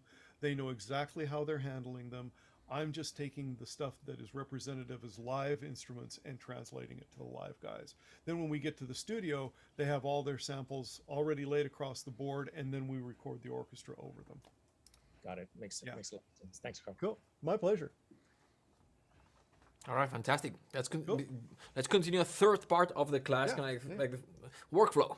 And we've got many topics that we can talk about. But let's maybe you want to you may want to describe like the entire process, sort of like quick, like in 5 minutes from like spotting session to delivering the cue. Okay, cool. So spotting session is critical. If you can't spot a movie, you're going to have trouble. You really got to watch a lot of film. First and foremost, watch a lot of film. Start taking notice, very clear. Like when I watch a film and I want to study it, I watch the film once to enjoy it, get that out of the way. Mm-hmm. Then I'll start watching it and going, okay, why did music start here? Where did it start and why? Again, back to that, where and why. What started the music? What made, because we've been sitting here talking for 2 hours. There's been no music and nobody's worried about it. It's had dramatic ups and downs. It's had ebbs and flows. It's had questions. It has comments. It's had ideas. There's been no music and nobody's noticed. So what in the conversation or in the moment starts the music is critical to finding out. Because if you can watch a pattern and go, why did Hans start this music? Why did John Williams start this music? Why did this? You'll start to develop and see what their style is. And spotting is everything because you're going to get temp scores from the director and he says where it starts. You got to serve the director, or you got to find a way to serve the movie and the director. Sometimes the movie is demanding something from you that the director didn't notice. You have to try and serve both sometimes. Once you get that done and you go on from spotting, then you got to go to sketching and coming up with themes and all that kind of stuff and moving it through the orchestration, copying, recording kind of a framework. Within that, workflow is critical. Digital music does not exist in reality unless it's kept in 3 places at all times. If it's on a hard drive only and it's not in your cloud or a backup drive, it's not real. If it gets lost, it's gone. You got to have your music digitally in 3 places: your hard drive, a backup hard drive, and hopefully a cloud of some sort. Please do that. You'll thank me later. Also in workflow, if you're just starting, one of the problems I've seen a lot with my DAW students is the DAW assumes you're going to start and move left to right in a piece of music. You don't have to. Liberate yourself from that concept. You might have to start in the middle. You might have a great theme for the gunshot when the guy gets killed. Well, you should start there, possibly. Have an idea of pacing and layout and stuff based on your spotting. Don't just have to feel like you have to start your cue at the beginning. Just because it says bar 1, beat 1, you could start down here if you want to. It's about that. Can we develop on that? I think that's a crazy good concept. And the problem with the sequencer is kind of like forces you to start at the beginning, even though you perfectly can, but it's just because it presents you with the time bar, with the playback there, and because if you started at the gunshot, then you have to make sure the tempo's right to get there and all these things. With a score, it's easier. Yeah. But let's talk about that, and let's also talk about let's connect that with form, because that applies as well to form, right? Sometimes you don't need to. Sometimes you don't need to start with the first cue, right? Sometimes you have to start in the middle. All right. How can we? And driving conversation where I want to lead, but basically, how can we conceptualize the entire score or the entire musical into something that we can comprehend? Okay, so to form, this is really, really important. And other than the 14 tips and stuff, which were great, and the most important of that being mindset, if you walk away with nothing else from this today, this is really important. Thank you for hanging around this long. And we didn't plan it this way, it just happened. This is the most important thing. And I learned this from John Williams because I was a proofreader for him for 4 years. After a couple years of working for him, I gathered up enough courage to ask him if he would teach me, and he said no. And after I picked my heart up off the floor because it was crushed, I asked him, well, what can I learn? And he said to me, the only thing worth studying is form. The only thing worth studying is form. So I thought about that for a while, and I'm sitting, why would John Williams tell me the only thing worth studying is form? Anybody have any ideas, any thoughts? Curious? Anybody? Come on. Because he was a jazz guy. Good point. I mean, anything else? Yeah, I guess. I mean, behind form there is a structure, and within that structure there is a story. Mm-hmm. Very, very important. Very, very important. Story is everything. And then if we take that to the next level, story is how we're connecting with who? Our audience, right? So, what I came back with, and I told John is I said, I think I get it. It's because form is the only thing that your listener inherently understands. Form is the only thing your listener inherently understands. That's it. They all know what the intro is because they've sung at church and been nudged by grandma because they came in too early. They know what an intro is, they know what a verse is, and they know what a chorus is. If your form is wacky and doesn't make sense, your listener's going to know something's wrong. And they're going to key into that immediately. That, oh my gosh. For instance, one of the best examples of this is if you've ever listened to Chic, Nile Rodgers, guitar player and producer. He did one of the most amazing things in the history of music. He starts with the chorus on almost every Chic tune there is. Freak Out's a great example. It starts with the chorus. And anybody know why? Hey, Carl, you want to hit the record button? I did. It says it's recording. I still recording? Fantastic, great. Yep. Anybody know why he started with the chorus? I think because then you get it in your head. Good. Anybody else? Yeah, I think it's the main room of the music. Yep, it's the main room. And what does that do when people hear that? He was at Studio 54 a lot. Don't forget, dance club in New York in the 70s. What happens when they hear the chorus? They dance. They dance. They dance, yeah. And what happens when they dance? They get thirsty and they drink and then they hire Chic more. Form is everything. Form is everything. And it'll help you because the movie's going to give you form if you're spotting it right. And if it's cut right too, you can tell if your editor knows what he's doing. There's a pace to editing. And sometimes if you can find a click that goes all the way through that stays, that means your editor's following a pace and a motif and a movement. And it's really good when you can find that tempo that stays through your entire piece. If you're jumping around a lot, chances are your editor's cutting a lot and maybe not at a good pace. So you inherit form from your editor. And that's the whole thing. If you negate that form, it's not going to sit well with the director. You start playing happy music in a sad part, it doesn't work. So form is everything. Not only that, it also gives you a place to work and a place to start, and why I have never, ever, ever had writer's block is because of form. I lay out a thing called a form of the arrangement, and it tells me what my orchestra is, it tells me what my due date is, it tells me all my sections, all my keys, my intensity from everything. I'll show you a copy of it right now. That's the form of the arrangement. This is an arrangement I did a couple weeks ago for Disney for Aladdin's live version of for Disney's version live to picture Aladdin. It's an arrangement I had to do of A Whole New World. They had the arrangement, but they needed orchestration and orchestra on top of it. This is the form of that arrangement. All I had to do once I got done with this, the arrangement was done. It took me an hour to fill out that page. I knew my orchestra, I knew my tempos, I knew my key changes. I knew exactly the intensity levels I had to build and follow. And By the time I'm done filling that out, my arrangement's pretty much done. All I got to go is do the fun part of putting the little dots on the page. So form is everything. And that doesn't mean this form can't change once you get into it if you have a great idea, but it always gives you a great spot to start. You're never at a lack for ideas. And I can do this at a Starbucks, you know, sitting at a table. Whereas if I'm sitting and staring at a blank page, this is much more daunting to me. Mm-hmm. And again, this is to me, but this is what has helped me with my workflow. That is May I fantastic. intervene Comments? here a bit? Say that again? May I intervene here a bit? Sure. Yeah. Yeah. Regarding this form thing. Yeah. The teachers that taught me music said to me that music is architecture laid in time. Mm-hmm. So if you want to build a church, you better plan it. You just don't go and do the brick by brick thing. Just Right. plan it and do it. That's the only comment I wanted to say about this, and it's awesome. I agree with you, right?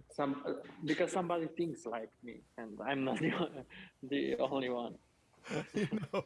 You're not the only one. Absolutely. Great. Thank you. Yeah. Anybody else? Yeah. Thanks. Of course. I've got a question. Sure. In terms of process, do you ever run into situations or writers who actually start with the editor and move from the editor into the DAW? I mean, I'm a string guy, right? Mm-hmm. I'm good violins, cellos, I play guitar and all those, but I suck at the keyboard. So the idea of sitting down with the DAW and trying to key things in there and have it sound good, that becomes a major challenge for me. And I don't want to deal with challenging. I want to deal with writing. And so if I back in the Dorico or something like that, I can actually key in the notes, go back, listen to it when I feel comfortable with that, put it into the DAW. And then once I get it in the DAW, build the sound, you know, do what I got to do in terms of mixing and mastering.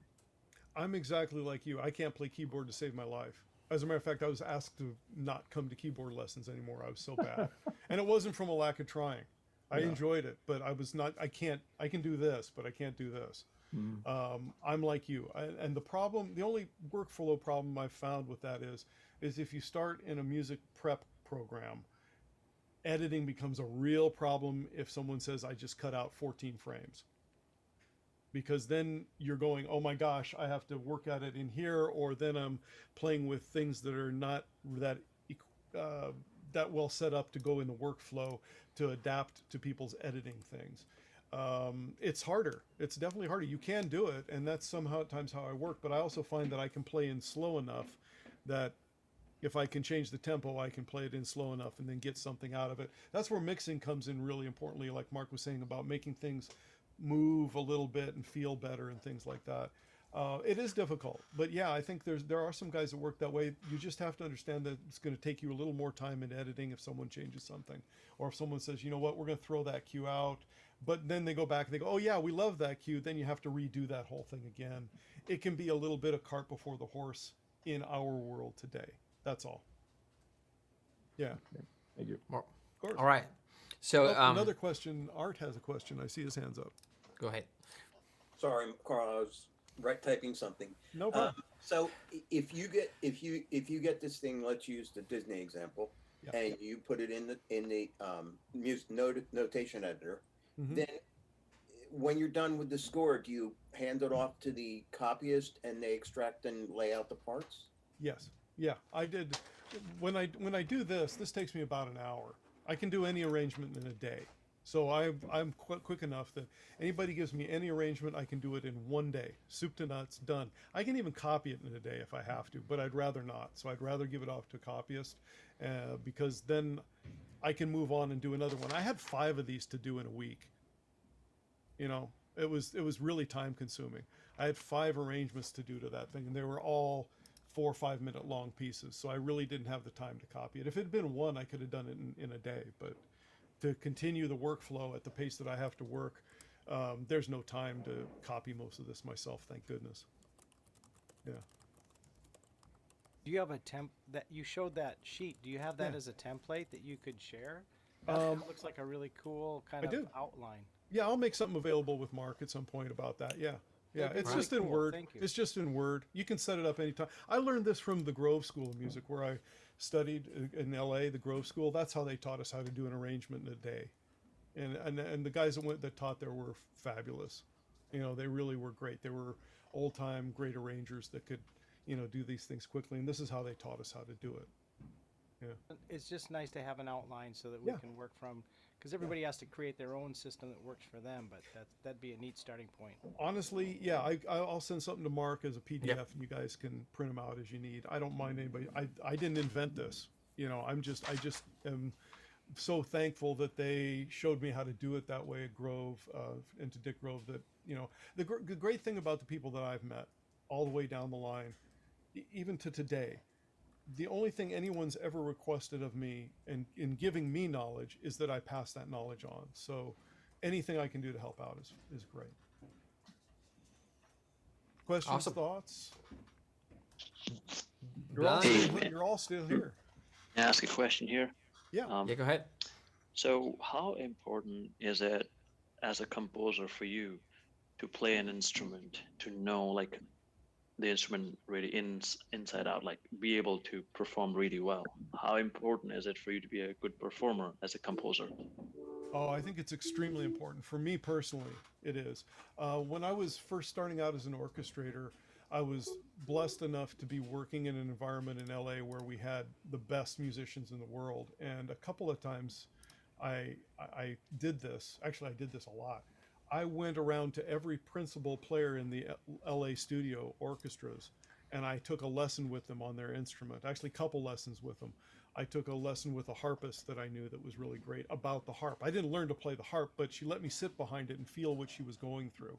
And I would bring music and say, hey, is this okay to write for you? And she'd mark it up and go, no, never do this, always do that. You know, and then I went to the principal violinist that we worked with a lot, and I went and bought a cheap violin. I sat next to him and did this, and I went, okay, that's what a double stop feels like. And since my dad owned a music store, I had a trombone on my face and had to play it and exude air.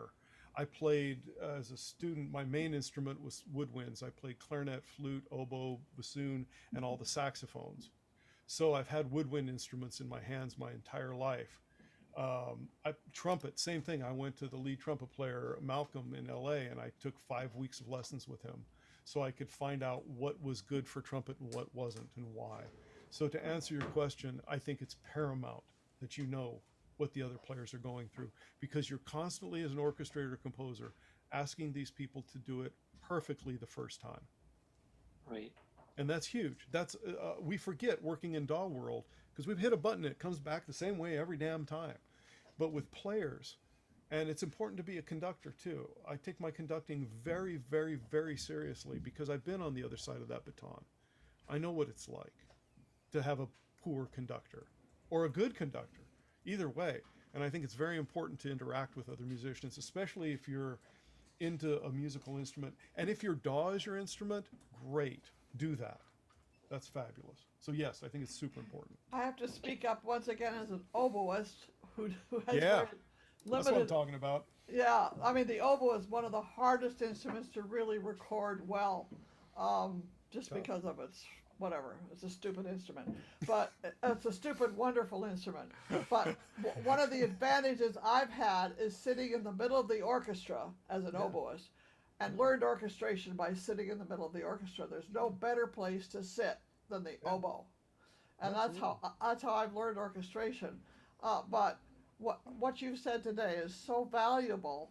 Quite frankly, it's been wonderful, and I wish I had better keyboard skills. But I'm married. I'm lucky enough. I'm married to a conductor and a pianist. Oh, cool. And he started copying my music when I first started out because I was doing it on paper. And I remember building a mound of whiteout on a particular note because I kept putting it in wrong. And so I have like a little mountain on my very first score for a solo flute piece. And, but my husband at that point, he took over copying my scores. And then I learned Sibelius, which is where I'm stuck at the moment.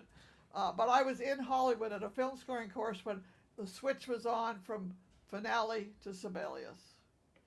and now it sounds like the next big switch will be Dorico, but I don't think I'll live long enough, so that's okay. But thank you for a wonderful day. Thank you, Patricia. No, it's again, these are all just glorified pencils. Anything you use is fine. You'll figure it out. It's all just a glorified pencil. If you can do it in your heart and with a pencil, you'll be fine. It's in good. It's all good. Anybody else? Questions? Thoughts? I have a quick question, if that's okay. Yeah, go ahead, Ed. So regarding John Williams, it's hard to find any interviews where John actually gives any detailed guidance on continuing composition education. Yes. So having worked with him, could you share any more bits of information, about advice about, how to get better at composition from his point of view? Form is the only thing worth studying. That's all he ever told me. And he looked at a ton of my stuff. He was very gracious, very nice man. But he truly believes that, I think, is at least that's what he told me.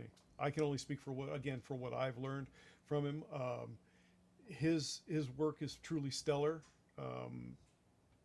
I don't know that you learn that stuff. You either have it at a certain level or you don't.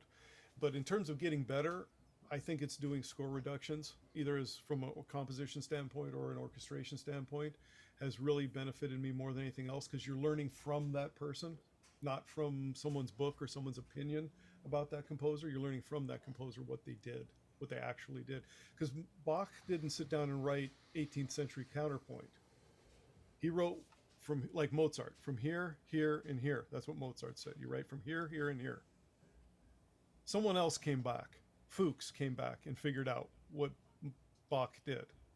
Bach didn't. He was just trying to keep from picking potatoes. He had a choice. He could work for the king or pick potatoes. Same choice I have. I can work for the king or I can go out and pick potatoes. That's all there is.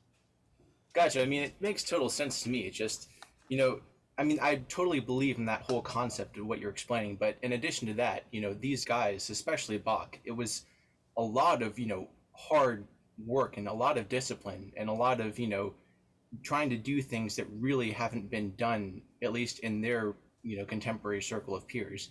And so it's really just figuring out how to focus that discipline and where to put it. Because John Williams has such a huge, internal portfolio of styles that he's clearly focused his attention on studying and, getting better at. And so I wish there was some type of structure on how to focus your discipline and how to focus where you study to get better in a way that's actually going to be more beneficial than, placing your attention randomly. Let me ask you a quick question, Ed. What did you write this morning? Nothing. I was up till 4 a.m. last night, so I recently just got up. What'd you write yesterday? I was working on a National Geographic score. Okay, so, what'd you write the day before that? Same thing. What'd you write the day before that? The same thing. Then you're doing the best thing you can do, man. Writers write every morning. That's what, or every day. Every morning before I go to the bathroom, I write a 40 bar, 4-part invention in the style of Bach before I go to the bathroom every morning. Gotcha. I'm a ¿A qué hora writer. tenemos la primera llamada? That's the only thing there is. You Vale. just keep writing. Do you ever feel like writing actually doesn't develop your skill set as much as studying other composers who you're not particularly familiar with their work? It's a little of each, I think. I mean, I had a great interaction one time with a dear friend of mine, Pat Metheny. I was asking him about how he developed his style, and he said, having a personal style is being yourself on purpose. That's what it is all about. Having style and developing your own style is being yourself on purpose. I wear a black shirt on camera on purpose because I think it blends in better and you don't see how fat I actually am. It's just the way it is. Camera, black shirt, great. That's my choice. I wear these glasses on purpose because they fit my face. I do my hair, I color my hair so my gray doesn't show up on purpose so you think I'm younger than I actually am. It's all being yourself on purpose. That's what it's all about. So if you're studying your own thing, the real secret is the minute you hear something or see something that you've never written before or heard before, that's you. Develop that. Got it. No, that's great advice. Thank you very much. My pleasure. Can you talk more about that arrangement worksheet? Yeah. What do you want to know? Tell me more about what you want to know. What's in the columns? I'll put that all up. I mean, it's basically is in the columns. I don't know if you can even see this or not, but across the top are the instruments that I'm working with, so I don't write for something that's not in the band, which, trust me, it happens. A due date, very important. who the arranger is. Sometimes I'll put a phone number up there. And then in this section up here is the tempo, places to change tempos, key, places to change keys, and bar numbers. Because, I mean, trust me, you don't want to look through a 400 bar score for the third chorus. It'd be better to look here and go, oh, the third chorus starts at bar 67. Flip to it. Then this stuff is all levels of intensity, 1 through 7. And this is who's playing the melody. And this is who's playing backgrounds. And bass lines and stuff like that. That's all there is to it. It's pretty simple. I also remember when I studied with Jerry Goldsmith, he told me you write something on top, you write something on the bottom, and you write something in the middle. That's composition. Hey, Carl, I had a good question. Just to be the oddball of everything, I'm not formally taught. I've learned everything on my own, just being a musician. Cool. And I actually used to have problems calling myself a composer, but I actually met Hans in Texas and sat with him about 30 minutes, and he was like, no, don't do this. Like, you know, and I've done some work for Bleeding Fingers, blah, blah, blah. I've done a lot of great things, and I've done it simply just by my passion and my will to strive, you know? So cool. Do you have any kind of advice for like somebody that maybe doesn't read fluently, but understands music in whole? You know, like, I don't know, I guess like Hans, because he's done synthesis and just kind of worked his way from that and had a team of people around him, you know. I've been graced, man. I like just scored an HBO Max series on my own, and it's all by ear, you know, and I didn't, because of COVID, I didn't have to get an actual symphony or, you know, any kind of small string section or anything. Everything in the box, and man, it's terrifying. It's terrifying not having all that knowledge, man. So I'm like, can you give me something? You can take classes on anything, but the reality of it is what makes you happy? Oh yeah, music. You know, what makes you happy? Do that. Again, Mozart said we write here, here, and here. I mean, develop each one of them. I mean, it's not hard to learn to read music. You can learn how to read music if you want to. You can look at a book. That's all book learning. Passion and the ability to write stuff from your heart is stuff that's hard to teach. I don't know, man. I wouldn't worry about it that much. You can always hire people to do the other stuff. Okay, and on that note, is there like a certain place we can find orchestrators and copyists, like instead of like digging through IMDb Pro, or is there like some kind of nice community where they hang out? I know that sounds horrible, but no, there isn't. We all hate each other. Composing. We all hate each other, and we all are very jealous of each other. As a matter of fact, tell Mark, you can have my number. Got it. I mean, seriously, there's no. It's who you meet. We all hire our friends, man. And this is a great forum. If you hear somebody that puts something up and you dig what they do, call them. Hit them up on Facebook. You know, this is the amazing thing. You could never. That was the great part about COVID. I talked to people that were huge heroes of mine. I never thought I would connect with. Because they were loose sitting around doing nothing during COVID, but teaching lessons all of a sudden online. That's how I met Brent Mason, one of my favorite people in Nashville. Great studio guitar player. We became friends because I took a couple lessons with him during COVID because he was teaching. And that's this community, like this conversation that we are having. You don't even know the power. I don't even know the power. I didn't even know you. I just looked you up, just found your name on our database. So that you've got some of our courses. You just mentioned what you've done. I didn't know that you've done those things. And I'm thinking, oh, maybe I need to contact him. I've got some ideas already. And so so just like. People's been asking people that there's John is scoring a National Geographic show, or just the people that's here. You don't know. Carl was telling me that he taught a few classes at cinematic composing, and we were so grateful for him. And it's like, you know what, a connection happened from those classes that led to opportunities. And I was like, in cinematic composing, it's like, that was 3 years ago, I think it was. 3 years. And then Chris just says, like, post in the group, and even myself, I sometimes don't, because I saw this starting with 12 people, and I don't even reach to understand how much power and knowledge we've got just in this in the Facebook group, right? You can add, there are orchestrators, there's like Carlos in the group, like people like Carlos in the group. Conrad Pope is in the group as well. So There you Here's go. my phone number. Call me. Thank you. Just Oh kidding. man, I can't. Thank you. Kidding. No, it's good. I just got a course yesterday, Mark, and that's It's what great. led me here to here to here. And I thought just to get on real quick, and yeah, this has been informative. And thank you for your time, Mark. Oh and yeah, Carl. you did yesterday actually. And just as an aside, that really does go to show you what a genuinely good person Hans is. He takes the time with people. He did that with my son one time. We went to go see one of the behind the stage we got invited backstage after one of his shows. And he spent a half hour talking with my son because he brought his piano book of Hans Zimmer scores for him to sign. He spent a half hour talking with my son, and his bodyguard kept telling him, "We got to go talk to this other guy." He goes, forget him. I'm talking with a young musician. That's more important. Yeah, he met my daughter, who is it's a long story, but yeah, we were back there because we happened to know somebody, and now she's actually married to one of the biggest agents in for composers. So, and I still don't. Here's my phone number again, by the way. I don't like name dropping. I don't like using and it is about who you know. I get that, but it's like all about that. I'm still learning to build. I want to earn my way and not just get thrown into things. I love because that's where the process of everything comes from. It's You're doing it the right way. You're in the business of selling yes. Go sell yes. There you go. Yeah. Hey, I have another question. Since this is really all about finding work, and you have hundreds of composers here, eagerly looking for pick me, looking for work. You mentioned early on that the ladder's changed, and we're in a different landscape where there's actually in some ways less work and more people trying to get it. It kind of seems to me like there's a little bit more work in some ways because you have Netflix doing a lot more with and a lot of these groups like Netflix are competing for that time, and they're putting out these series and so forth. So there's kind of a boom of a lot of new production, but they're moving away from more of the traditional. They're doing more things in the box, like the other gentleman was Gildy. Did I say that correctly? I did. Okay. Yeah, that's so like Gildy's doing. So what I'm saying is we kind of have these two things going on at the same time.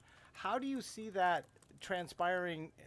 Certainly changing after COVID and everything. But how do you see that? In some ways, it would seem to create more opportunities.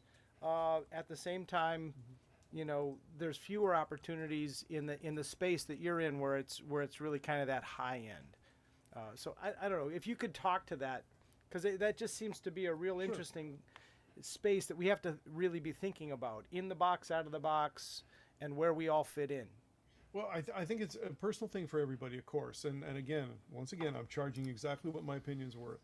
The end of the day is you got to find where you're happy. And yes, there's a lot of places for content.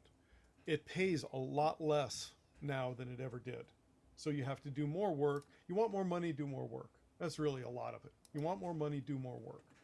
And you got to balance that with a life expectancy. You got to have some sort of quality of life. If you sit in a room like a veal all the time, you're not going to be much of a human being. You got to get out there and experience life too. So it's yes, there's less work at certain levels, but there's always room at the top. I guarantee you, in all your lifetime, in every aspect from the dawn of time forward, there's always room at the top. So you should aim for it. Why not? So if the top is Netflix and you can get some work from Netflix today, that's your top for today. Go for it. It'll only build into more and more and more. You are in the business of selling yes. That's what you do. I was very privileged. Like 12 years ago, I got a scholarship for USC, the film scoring program. We got a few classes with Richard Kraft, and he's an interesting person. But those classes were from like 12 to 2 a.m. in the morning, and one of the things that he says, like, well, just go on IMDb Pro now, right now, find the movie, call the director now. And next class, let me know how it went. And that was the assignment, right? And he gave us contacts to contact. And back then, to me, it just changed my perspective. I was 22. I moved from Spain to the U.S. It's like, how can I? And that's what I did that for the assignment, and then I took that. That's what I did for the next few months. I did 100 calls every week, and that's what got my first movie. But I didn't know, and that to me, that was my top at the moment. I was calling production companies in LA. And that was my top. Like just 1 year ago, before moving from Spain to the US, it was like this not possible. It's impossible. It's not happening. And why are they gonna give me a movie? And just one of them is like, yes, we need a composer. We need a composer. Let's meet. And that started my career for me. So that was my top back then. Yeah. But I came from nothing. To me, it was like, to these days, still paying royalties, these movies. Yeah. And that's what's part of what's important. Yeah, absolutely. Absolutely. Any other thoughts, questions? I don't want to leave anybody out. I know there's a lot in the chat. If anybody wants to jump in, please. Can I ask a question? In terms of, obviously, a lot of what we do is about networking. I've just finished a film. I've been working with one director, and we're going straight into something with Netflix, which is great. But critically, how important is, and again, finding the right place for getting representation? Because on one level, yes, it is about networking, and that really does. I did something in the summer with Spitfire, just as a thing which was online, and a lot of things came out of that, which is great. But the next stage, obviously, is then how do you move from that, from where you are, from a writing capacity, and obviously networking, into representation? What do you think is the key driver there, or the importance of the people you engage with? Well, the key importance for getting, you mean for like, let me clarify, for getting representation that gets you more work, right? Sorry, yes, that's absolutely correct. That's where you're going. Well, first of all, let's clear up one misconception. Representation does not ever get you work. Alan Silvestri told me he's gotten one job from Gorfain and Schwartz in his entire career. Everyone else he's found. Representation is good for reading contracts and making sure you look legit to certain people. That's what it does. And they're worth every penny. Don't get me wrong. Representation. And the strategy sometimes as well. You will sit with them and strategize how to get those movies. They can open doors, but you're paying them. Yeah. Don't forget that. Getting representation, the best way is to have a film that makes a lot of money. Exactly. Let them call you. If you're calling them, it's the wrong side of the phone. Okay. It's better if they call you. If you win that Oscar one year, trust me, they'll call. Yeah. Okay, I appreciate that. Yeah. Or sometimes someone else recommending you to them that already works with them. That works as well. It can work with them. Yeah, it can. Do you need representation? Not necessarily. Sometimes a good lawyer is worth his salt. A lot of times that's really an important thing to do, is to have a good lawyer. But they're not going to find anybody work. They're really not. That's for not a what while, they do. for a while, Blake Neely, he did, like 2008, 2012, he was like, no agents anymore for a while.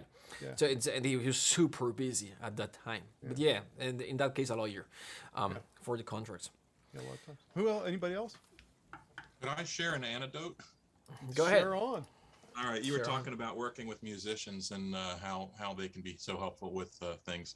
I was a little intimidated by the harp, and when I went to I had a recording session in 2009 at Warner Brothers. It was my first demo session, and I started to approach the harp player, and I was like, I was wondering if, and before I could finish, she was like, "Yes, absolutely, I'll work with you. I'll help you." Like and she said, "That's what harp players do. Harp players are there to help the composer and so forth, because it's such an interesting instrument." So we have the whole session and things go very well. And at the end, I come up to her and it's Joanne Chorosky. I don't know if you know her or not. She was awesome. But at the end, I go up to her and I said, "So, how were the parts? Like, what do I need to know?" And she's like, "Oh, well, this one was terrific, and that one was fine, and this is beautiful. This is unplayable." I said, "Oh, geez, what did you do?" And she said, "Oh, I played it." Yeah, played it anyway. Yeah. But it was unplayable, but I played it. That's LA. Yeah. So the whole stage is empty, and she's still working on the parts. I was like, "Well, that's why you're who you are. She's still working at it."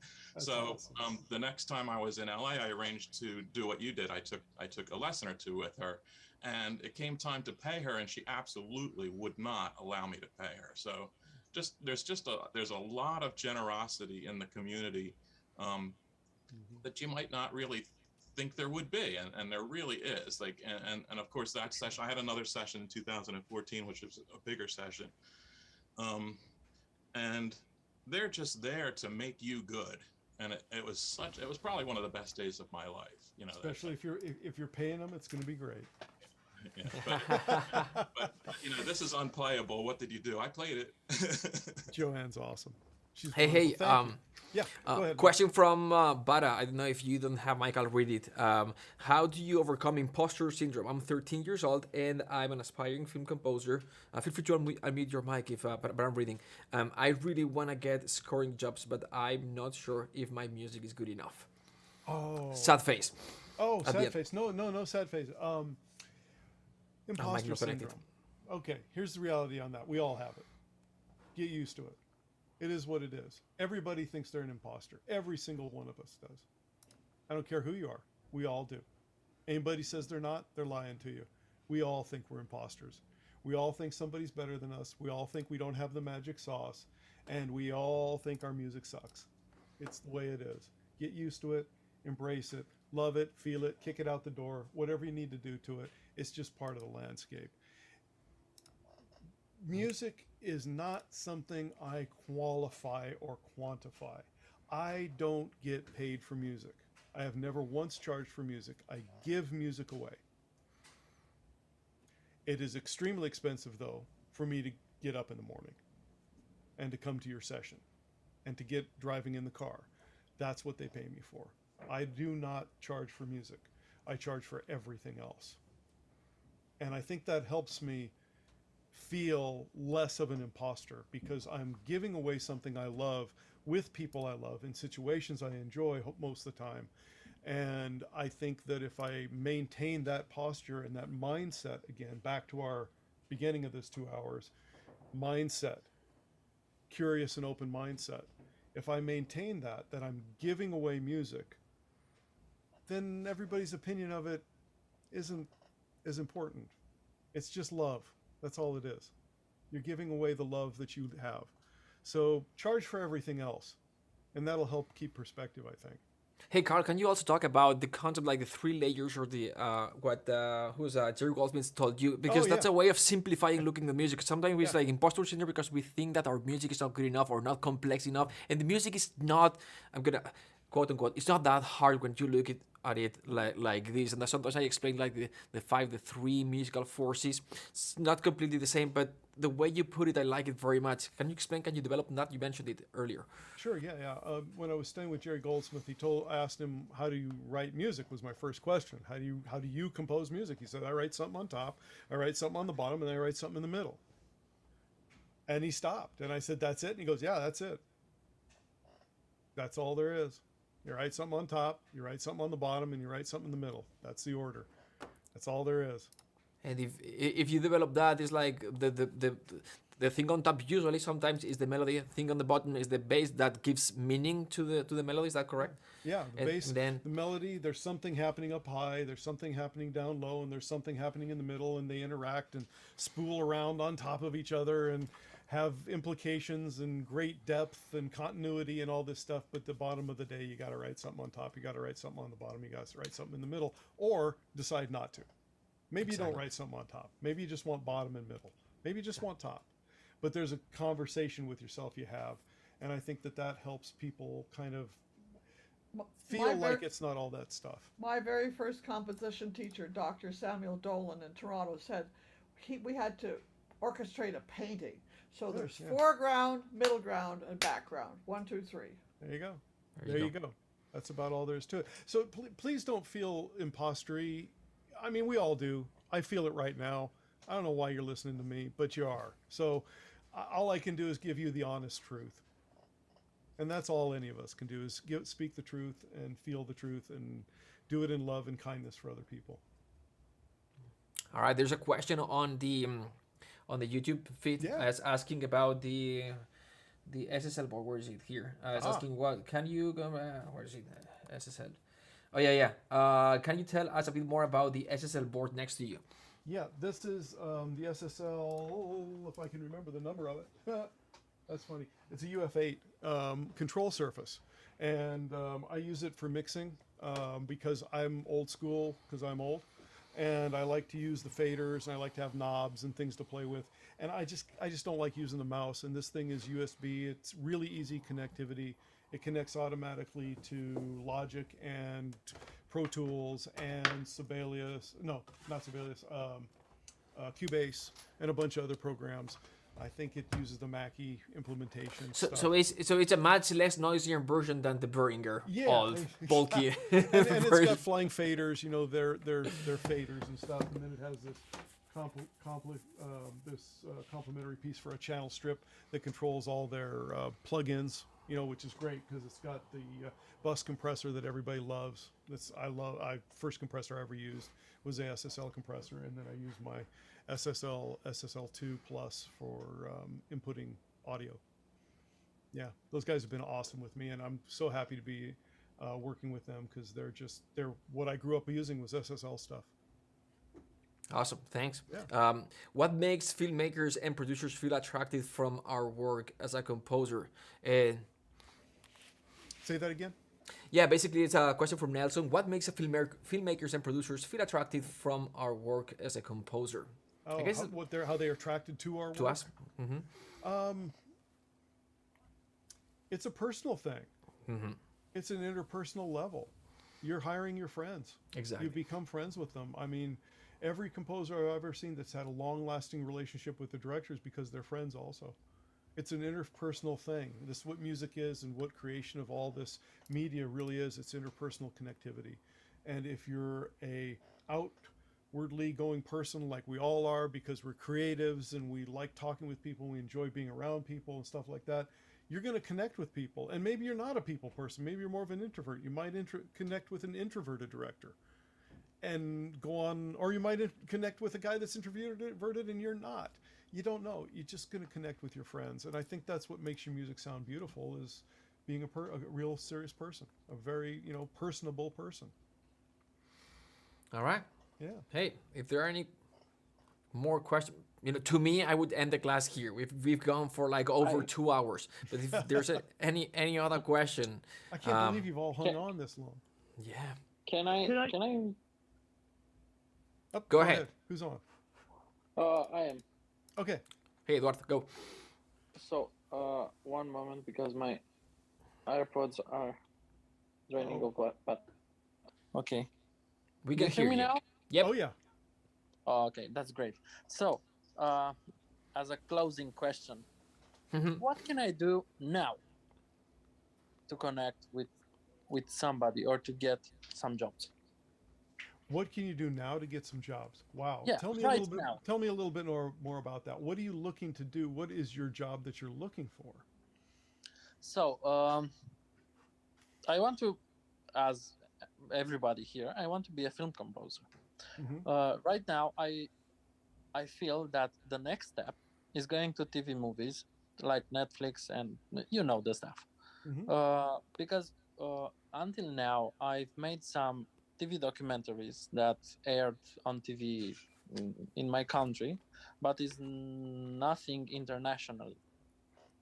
And I'm based in Romania, Eastern Europe.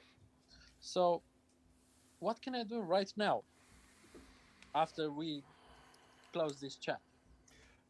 Are you working on a project currently right now?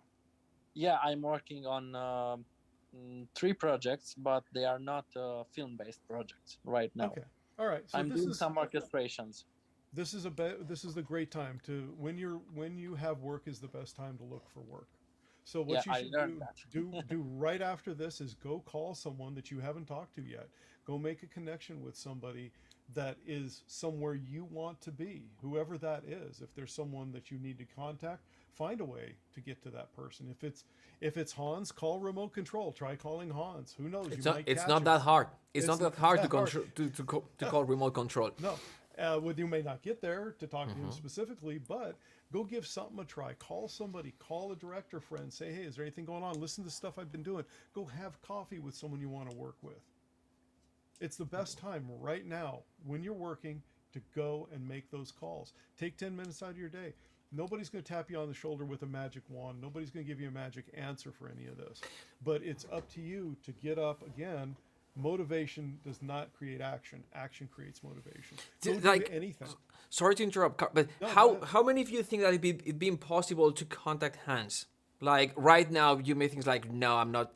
What like, it's not that hard. It's like you like sent the first time I contacted Hans and he got back to me. That was in 2017 or something like this. I just sent him a messenger message. Hey Hans, Mark from Cinematic Composing, we've got a course. Do you want to collaborate? No, was the answer. But he got back to me. So it's not that hard.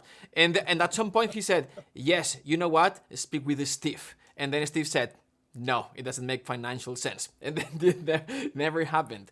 But so you can like the question, to answer your question, my answer would be like, how bad do you want this? How bad do you need this? The question is like, is it possible? Would it be possible that you could get a project today if it was 8 a.m. in the morning? Can you get a project in 24 hours? Of course you can. If you find there's you've got the resources within you already and around you already. It's just a matter of how hard you try. And obviously it's like, yes, but what do I do? It's like there are hundreds of things like that you can do, but you can interact with all the people that you know. That's the first thing. The second thing, IMDb Pro, Variety. There are so many things that you can do, like paid and free. Facebook groups, like how hard, having your spreadsheets, having your follow-ups and the phones and what they've got back, answer to them as soon as they respond to you, right? Understand what the projects are, what projects they've done and what those are about, and talk about the stuff that they've done. That's the only thing that they care about. And just yes, it's 100% possible. It's not easy and it's depressing because you're gonna get maybe like 1,000 no's before. But are you willing to try 1,000 times in one day? Is it possible? Is it even or in a week before? And they're just stuff happening. They're just stuff happening. So it's completely possible, especially for people like you. That's like your only focus, right? And I think you don't have kids, right? Just yet. Edward? No, not yet. It's like just go for fucking it. Just do it 100%. Put all your focus and effort, because there's gonna be a point where you've got a family. Maybe So and at that point, maybe you've got a little bit more of like financial support that you can have someone else doing this for you, right? Someone you've trained, someone so that would be. That would be Carl. Do you agree with this? Yeah, absolutely. I've got to agree. I mean, I feel like you're there's a qualification to this. I have to tell you that now is the best time to connect with people again because of the internet. A lot of people didn't have that in the past. It's a great time to do it. I'll give you a quick story about how one of my teachers got himself around town. His name's Tommy Tedesco, one of the greatest studio guitar players I've ever met. And Tommy, before he got on, after he moved to New York, before he got on call dates, he bought 25 or something like that empty guitar cases and spray painted his name on them and took them around to studios every morning and left them in the hallways. And then he worked over at Samsonite loading luggage on and off conveyor belts for 12 hours a day, then went home and picked up all those guitar cases and went home and practiced all night. So that when people went, hey, how about you call Tommy, when someone recommended him finally, they go, oh yeah, I know that guy. He was at Capitol last week. Oh man. So, you don't even have to do that. All you got to do is get on the chat. Make it. Carl, that is the story I tell everyone when they want to know how to be successful. Tommy. Still to this day, I'm like, just put your name out there, even if you're not there. Out there. Yeah, absolutely. Anything Carl, else? Any other questions? Yeah. Carl, why don't you give Hans a call right now, or tell him that there's 150 composers, at his door right now, just saying, hey, we'd like a gig. I never call Hans. I never call Hans. I see him at sessions. He is a wonderful human being, and I would never want to get in his way. Mm-hmm. I very much respect his time and his space, and I think that it's easy to go hold of Hans to a certain extent, but I would never. I'm not that guy, and this is just me. No, and the other thing is that it's those boundaries, those relations. And for me, it's different boundaries than a lot of other people, because I could push that boundary, but I choose not to because I respect his time. And I know how much he's going through on every gig he's had to deal with, and what he has to do behind the scenes that no one else really gets to see, but the people that are working on it. And he deserves his time as much as anybody else does. And I think he's a wonderful human. If I called him now, yeah, he'd probably pick up the phone or at least return my call. I don't think he wouldn't at all, but I've never been the guy that went and chased down like, Eddie Van Halen at the hotel. I wasn't that guy. I'd rather meet him on a pro level and be able to talk to him as a pro. And I think that we all need to work up that ladder a little bit too. It's good for you to not have something today and try and find it, because it's going to be the same for you today as it will be in 20 years. I still got to go out and hustle gigs, I mean, it's not, it never ends. That's your job. You are in the business of selling yes. All the That's time, your job. even when and those connections are fragile as well. Yeah. So you gotta keep working on them. Yeah. Even if you don't, even if like something, sometimes you don't do anything wrong per se. Just if you don't call, if you don't maintain that connection, sometimes it just goes away. And different people are better at calls. Like as a copyist, it was incumbent on you to call every week and go, hey, is there anything going on? Because they'd forget. And they go, no, yeah, come in tomorrow. But that's not the way it works for most, or at least when I was growing up with orchestrators. If you start bugging people, they got really teed off. They'd be like, no, leave me alone, man. I'll call you. I know where you are. Don't worry about it. But once you got in the camp, if you checked in with them and you became friends with them, it's fine. It's all good, man. I got about 5 more minutes. So right. Let me know. Anybody have any last thoughts, comments, conspiracy theories, anything? All right, Hi, I think we can. Yeah, go ahead, I was just Chris. wondering, is there any sort of room in today's market for like electronic music, synthesizers, that kind of thing? Tell me more about that. Tell me a little bit more about what you're talking, because pretty much everything's electronic. Right. I suppose the scores in the vein of like Vangelis, that kind of music. Oh, yeah, those kinds of scores are. Yeah, I mean, I think if you listen to Dune, very, very heavily electronic. I mean, I haven't heard it yet. I didn't work on it, so I don't know. I think he did most of it in London, but I would imagine it's very electronic and very innovative. Yeah, there's a lot of room for that kind of stuff. Yeah, for sure. Right. For sure. Is there like a specific? I suppose there's a specific genre of film which is looking for that kind of music, the sci-fi. I suppose, is that right? Or sci-fi could be anything. I mean, sometimes it's really interesting when TV shows play against type instead of having an orchestra in the 1700s to have a synth score. I mean, it could be anything. Really, there's room for. That's the neat part about it right now. There's room for a lot of people. I think it's more about the filmmaker than the genre. Yeah. All Absolutely. Right. Cool. Hey everyone, thanks so much for attending. Thanks so much for staying. We've got almost 200 people at some point, 50 more people on YouTube.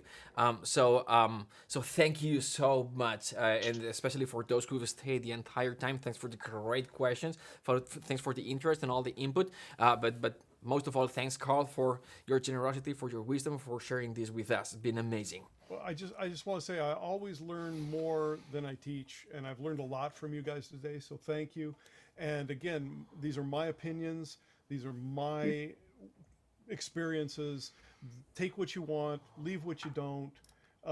But, go out and be good humans. And all the people that I've commented on and quoted on have been so nice to me and so helpful in my career. I would just like to thank them personally for all that they've given me and all that they've done for me. And I want to thank you guys for hanging around. It's really meant the world to me that you all showed up. I can't thank you enough. It's a warm feeling. Thank you. All right, everyone. Thank you. Thank you. Thanks. See you later, guys. See you. Bye-bye. Have a nice weekend. Have a great one.